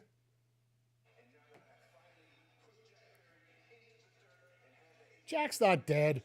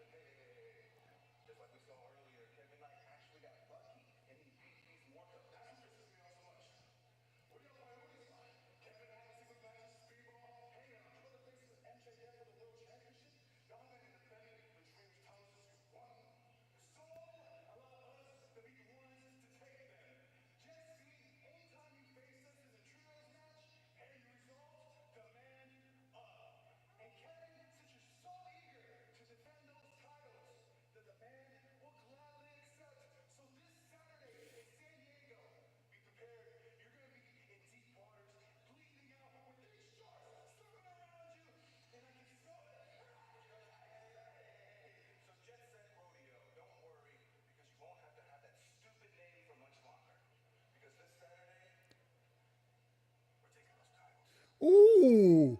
Demand versus Jet Set Radio for the Trios titles.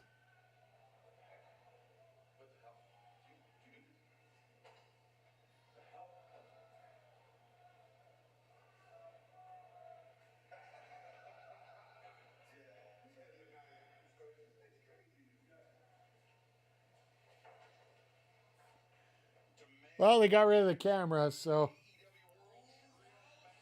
All right, here we go, folks. Main event time tonight.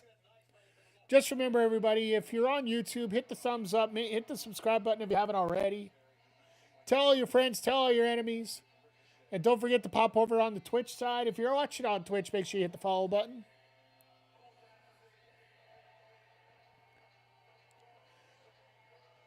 But just think about this, folks. Like, I'd assume this is probably going to be a non-finish. But with that being said, like, how can you honestly expect we got Swerve Strickland, Kenny Omega main event of a Dynamite? Like, this smells of WCW 96, where every show had basically a pay-per-view main event. The only difference is the rest of the show, well, questionable at best, I think is the best way to put it.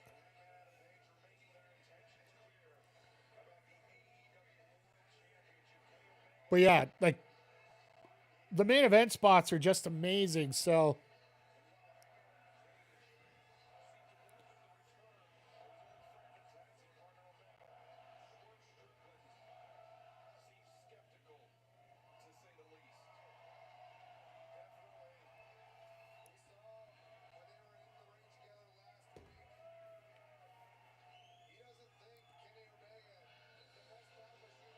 And I'll never get over this music. This Kenny Omega music is just,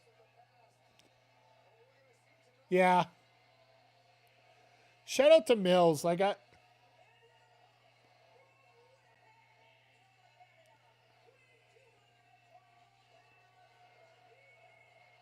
fun fact, just a very small fun fact. I was actually looking to. So the guy who did Kenny Omega's music, the guy's known as Mills. Not the streamer. He's it's a different YouTube channel altogether. So Little V Mills, I believe it's what his YouTube channel is. I was actually looking to get some music done up for I think it was for the CWC shows that I had left over. It was either that or the MPW show. I was trying to get him for the local ones. But after he did the Omega theme, he basically has said that he's doing commercial and that's it. Like, ones that are giving him like 5 digits to do stuff, right? Basically, it's a way of pricing yourself out to the fact where you don't have to do it anymore. Which he doesn't want to, so.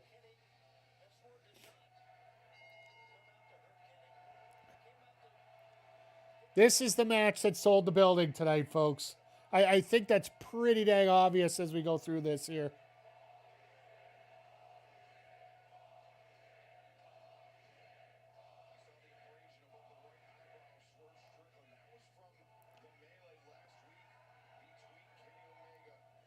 Yeah, so we know we're having this match here right now because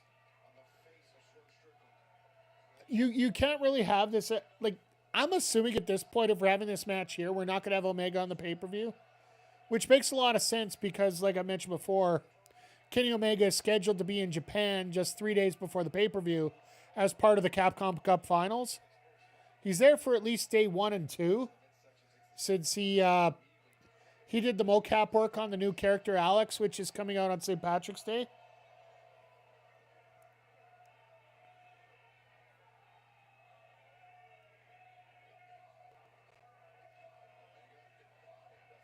These guys are just dropping bombs on each other. Like, theoretically, you could still do it, right? Like, there's no issue with you having that show, having him fly over and whatnot, but what if there's any kind of delays or anything? So it's best not to even worry about it. And You could bring Omega in for a show in Vancouver, right?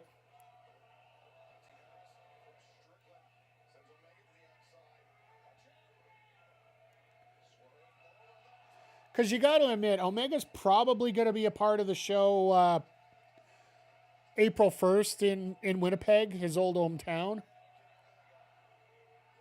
I'm hoping he's on the 8th show at Edmonton. With cross fingers, cross toes, but that is the go-home show for Dynasty. It's going to be my first 5-hour show here, so it's going to be interesting to see how that card runs out and what the experience is like being there for that.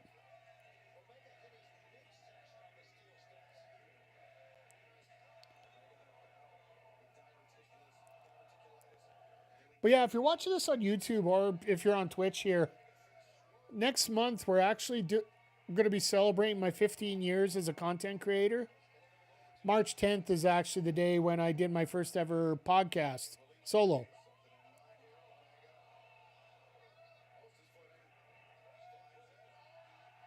At least Omega's smart enough when he made that slip. He ended up punching the guy in the gut or punching Swerve, what am I saying, the guy. Punches Swerve in the gut to pop him over, so. As we get the commercial break right now.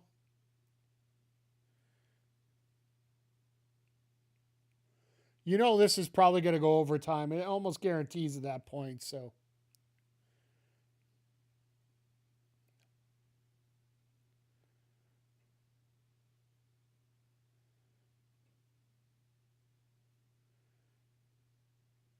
Now Swerve's going up to that barricade. At least that barricade's got a little bit of luck to it, so.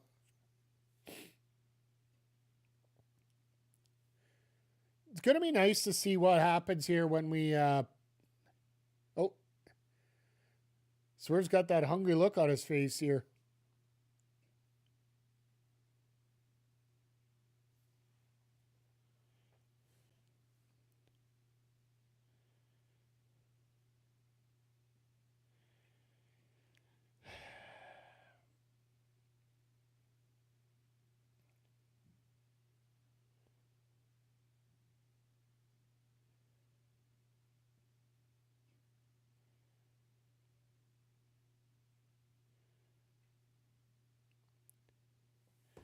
I love people that throw comments that just throw out a comment and then block right away. Cowards.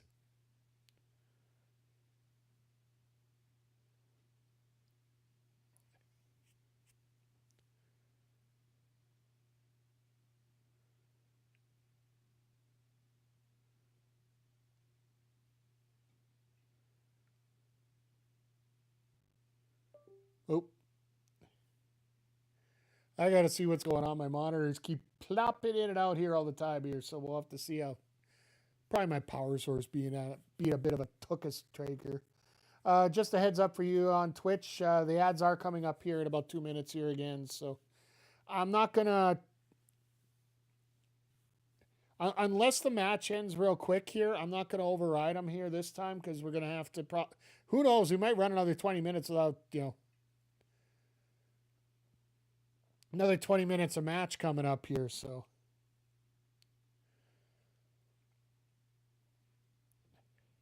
Oh, what do we got here?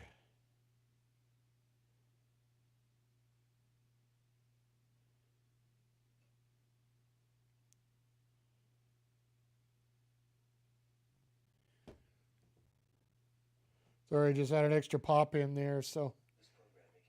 Sorry, I've been a little off today, just.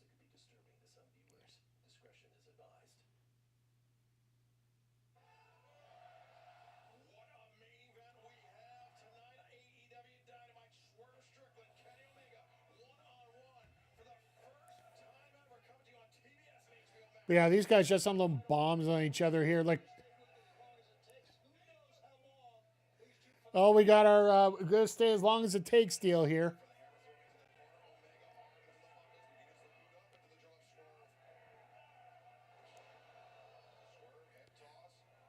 Hey, PJC. AEW's been pretty good tonight. we got official Bucks versus FTR Revolution. We've got our first ever busted knuckle. Busted knuckle in a match. I don't think we've ever seen that before. When Mark Davis decided to punch the post when he was trying to punch Moxley in an eliminator match. We had Willow win a 4-way match for the TBS Championship, defended her title. Surprised that there wasn't a title change.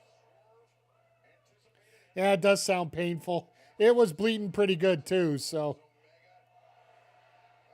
hard to really fake a blood injury there, but just saying. But then also you got Mortos and Kevin Knight had a hell of a good match. The Braun ends up Kevin Knight won the match, so LFI does not get a trios title shot. But apparently the Demander's showing up on Saturday for looking for titles. So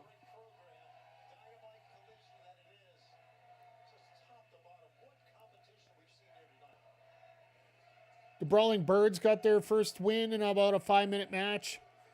Almost acted like they were heels though throughout the match. But it's AEW, so you're not really sure which way it's going to... You assume you want everybody to cheer you there, but...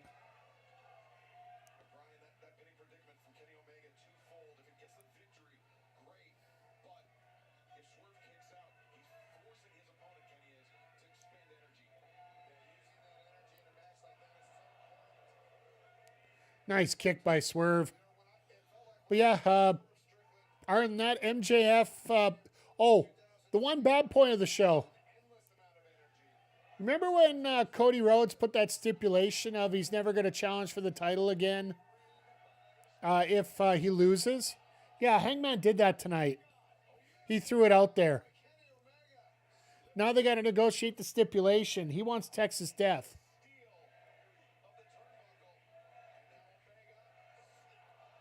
But it looks like they might even Cody Rhodes this.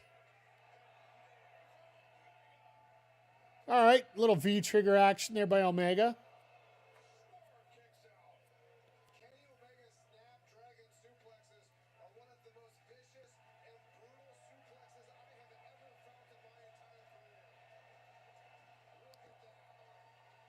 The highlight of the MJF Page promo was Danielson right in the middle while they were doing it, sitting like this the whole time.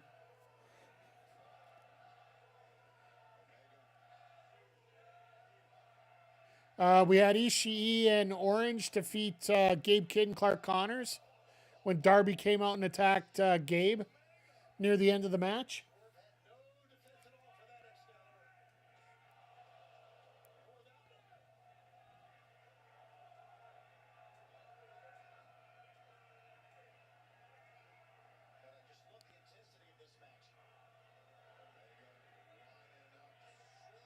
Oh, he went for another one, but Swerve blocked it.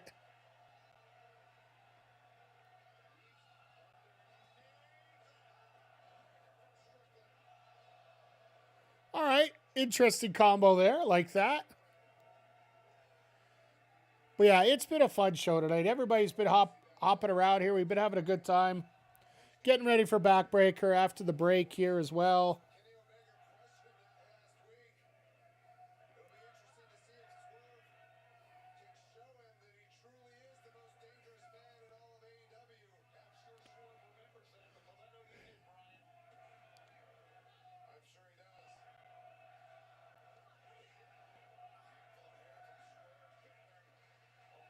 Now we're doing turnbuckle shots on every turnbuckle here. Let's do 4, 5, 6, 12.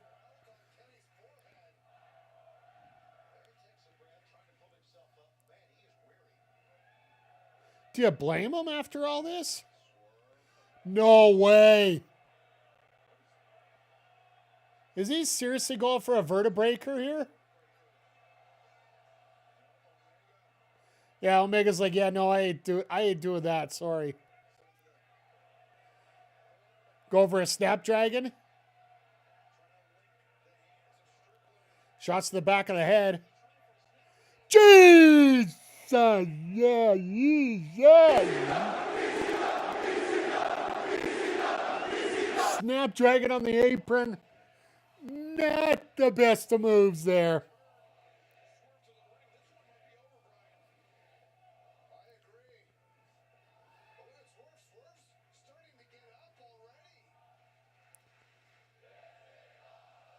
Well, this crowd's getting the customary "this is awesome" chants going.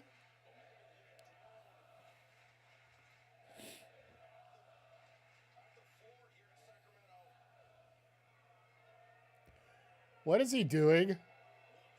He's telling the crowd to move or the cameraman to move.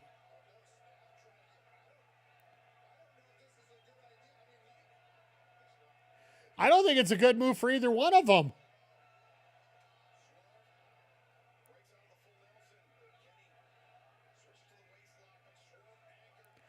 All right, if anybody wasn't watching, didn't know what wrestling was, that would look very bad right now.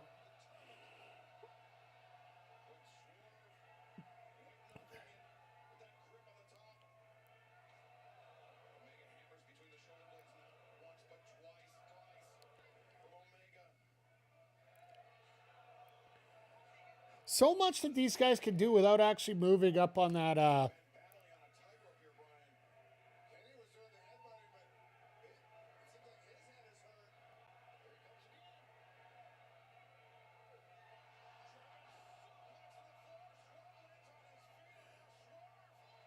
Omega took the worst of that. Jesus. Omega hurt himself, and then all of a sudden hurts himself a little bit more on that. Hot diggity dog, what a match.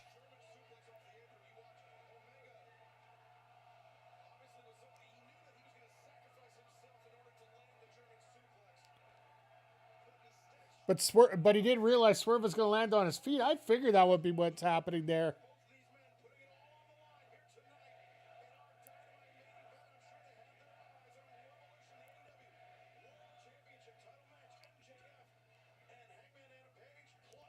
So yeah, once again, we do have the two matches that are formally announced for the pay-per-view.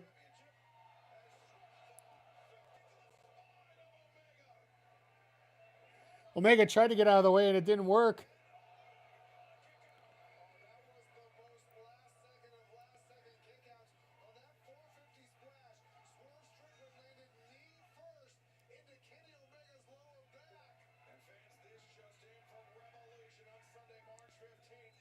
Okay, there's number 3. Moxley Takeshita. Let's just say this pay-per-view pretty much is selling itself already. And Alexander versus Castagnoli. Okay. Saturday's going to be a lot of fun. Oh, Jet Set Rodeo is actually going to have to put the titles up. Thunder Rosa finally getting a match. Hell must be freezing. Oh, yeah, it did. I forgot we just got a foot of snow. Thunder Rosa getting a match on Saturday. Julia Hart will be an interesting first opponent back.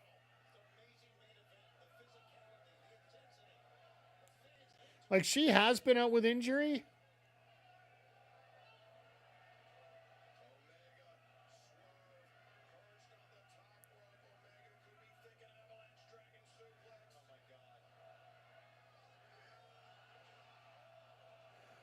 He tried to circle through it, but it ended up landing right on his face. You notice Aubrey took a little bit extra time on that pinfall right there. I don't blame her one little bit. Give these guys all the time that they can have to fix themselves up here.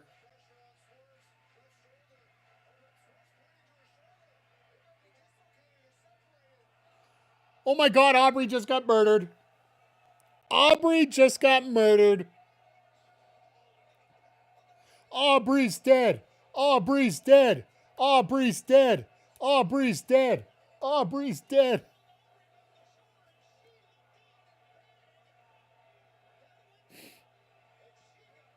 And Swerve goes for the kick to the nuts here, guaranteed.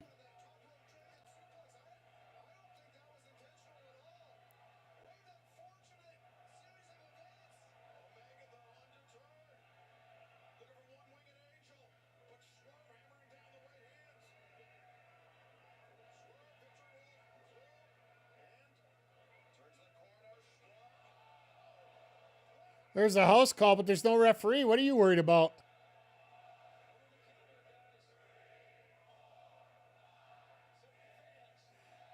Well, the fans are counting to about 300.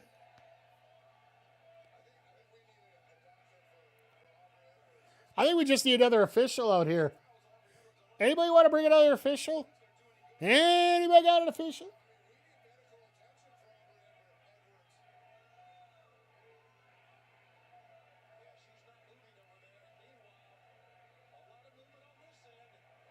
Oh, God. This is going to suck. Swerve stomp on the apron. There is no give. No give whatsoever.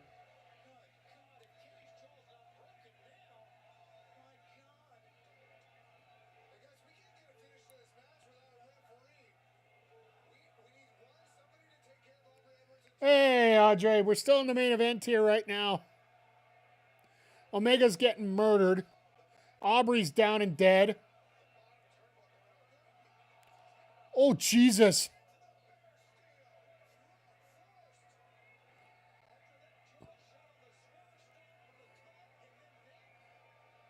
You tell Tony Khan to shut the production down immediately. You let him know right now.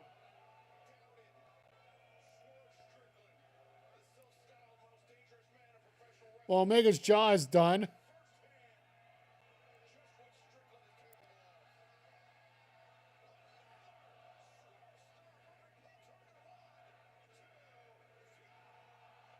Omega kicks out at 2 after having his jaw dislocated?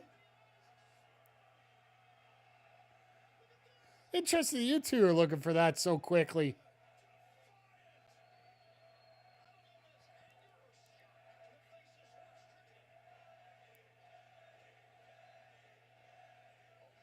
All right. This is a great way to write him off, though.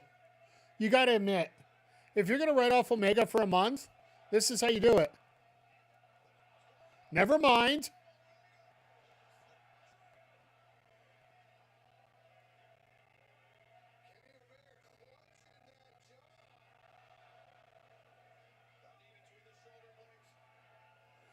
Poison Ron out of nowhere.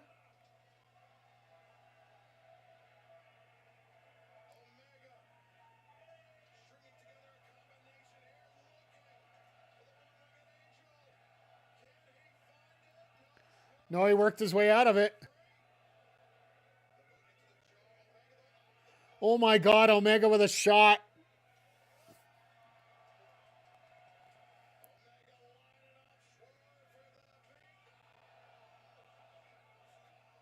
Hall's cow to the face.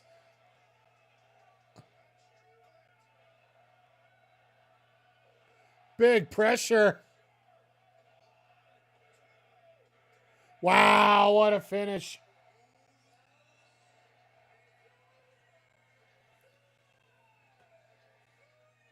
What a damn finish. But if Omega's jaws, like, they're going to play his jaws hurt, he can play that he's out for a month. Once again, like Omega, we know he's going to be in Tokyo the week of Revolution. So bring him back for Dynasty. Bring him back for that Canadian trip. Winnipeg, Edmonton, Vancouver, Everett.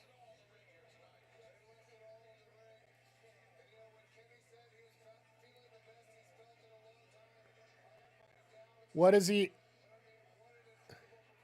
Well, here's your heel turn, folks. We've been all talking about it.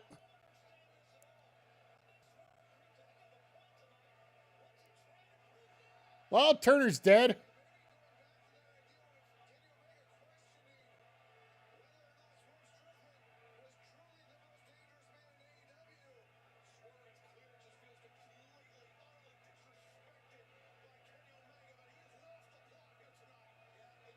Yeah, folks, I think we're getting Swerve and Omega at Dynasty.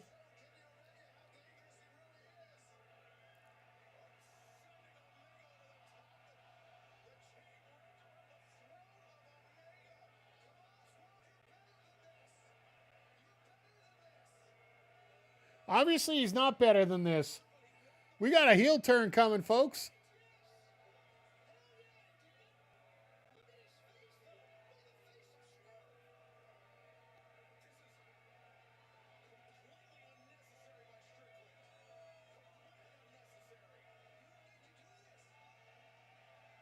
Oh, here goes the announce table.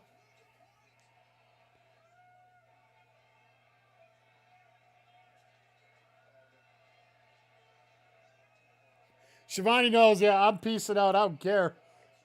No use trying to explain anything to this guy.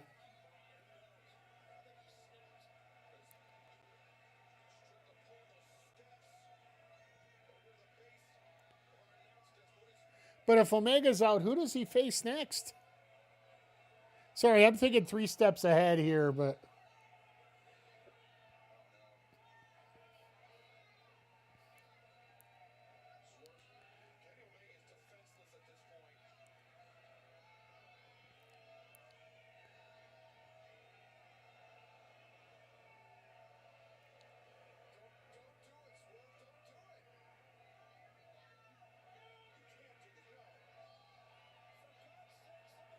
Vertebreaker on the... Oh, Jesus!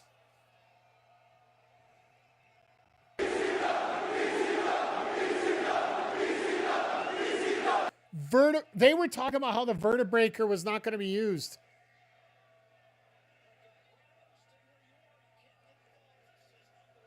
Vertebreaker through the goddamn table.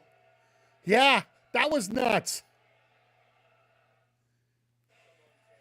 Like, seriously, like, well, we were all trying to figure out why it was so face heavy going into the top of the year here. There's your heel turn, folks. That yeah, we all needed. I guess we all needed. I think we did need. I think Swerve. If you're gonna try and balance things out at the top of your card right now with Samoa Joe out, MJF's got the title.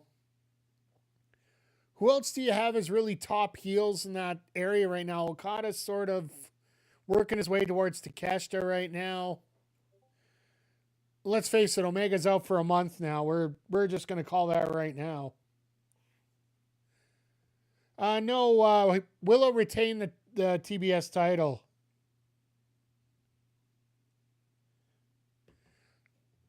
But the one thing I just want to remind everybody here, like, this has been a fun episode of Dynamite overall. But the fact that we got Kenny Omega, Swerve Strickland on free TV, and we got the heel turn in front of us, yeah, that don't happen too often. But we are going to get, this is definitely going to set up a rematch, and more than likely, it's going to be one of those hardcore matches we're going to do at Dynasty. Like, I see Omega leaving for a month, and then coming back after Revolution and just showing up the Wednesday after Revolution to come attack Swerve. As Swerve's trying to go for the title and Omega shows up to cock block or whatever in that case. But all in all, like I said, we broke down the show earlier here. You got Mox with a victory over Mark Davis. Mark Davis busting his hand open to begin the match. We had Willow retaining the TBS title in a fun little match all 4 ways. Mina there to take the cover as always. You had Ishii and Orange Cassidy defeat Gabe Kidd and Clark Connors, thanks to Darby Allin taking out Gabe Kidd. You had the Brawling Birds win their match. In relatively easy fashion, but sort of a heelish way to go. But you had Kevin Knight beat the Beast Martos in a basically, if Mortos would have won, they would have got a triple trios title match. We found out we're going to get the Demand versus Jet Set Rodeo on Saturday. So maybe we'll get a title change there. We'll see. But then that main event was kind of crazy, and a hell of a lot of fun. But with that being said, I think that's going to wrap up the Sidecast here for night. For those on YouTube, make sure you hit the thumbs up. Make sure you hit the subscribe. Tell all your friends. Hop over to Twitch, twitch.tv/MikeTheRef. We are going to be firing up 2K here in about 5 minutes. We'll probably start at the bottom of the hour, maybe a little bit sooner, with Backbreaker Pro Wrestling Episode 7.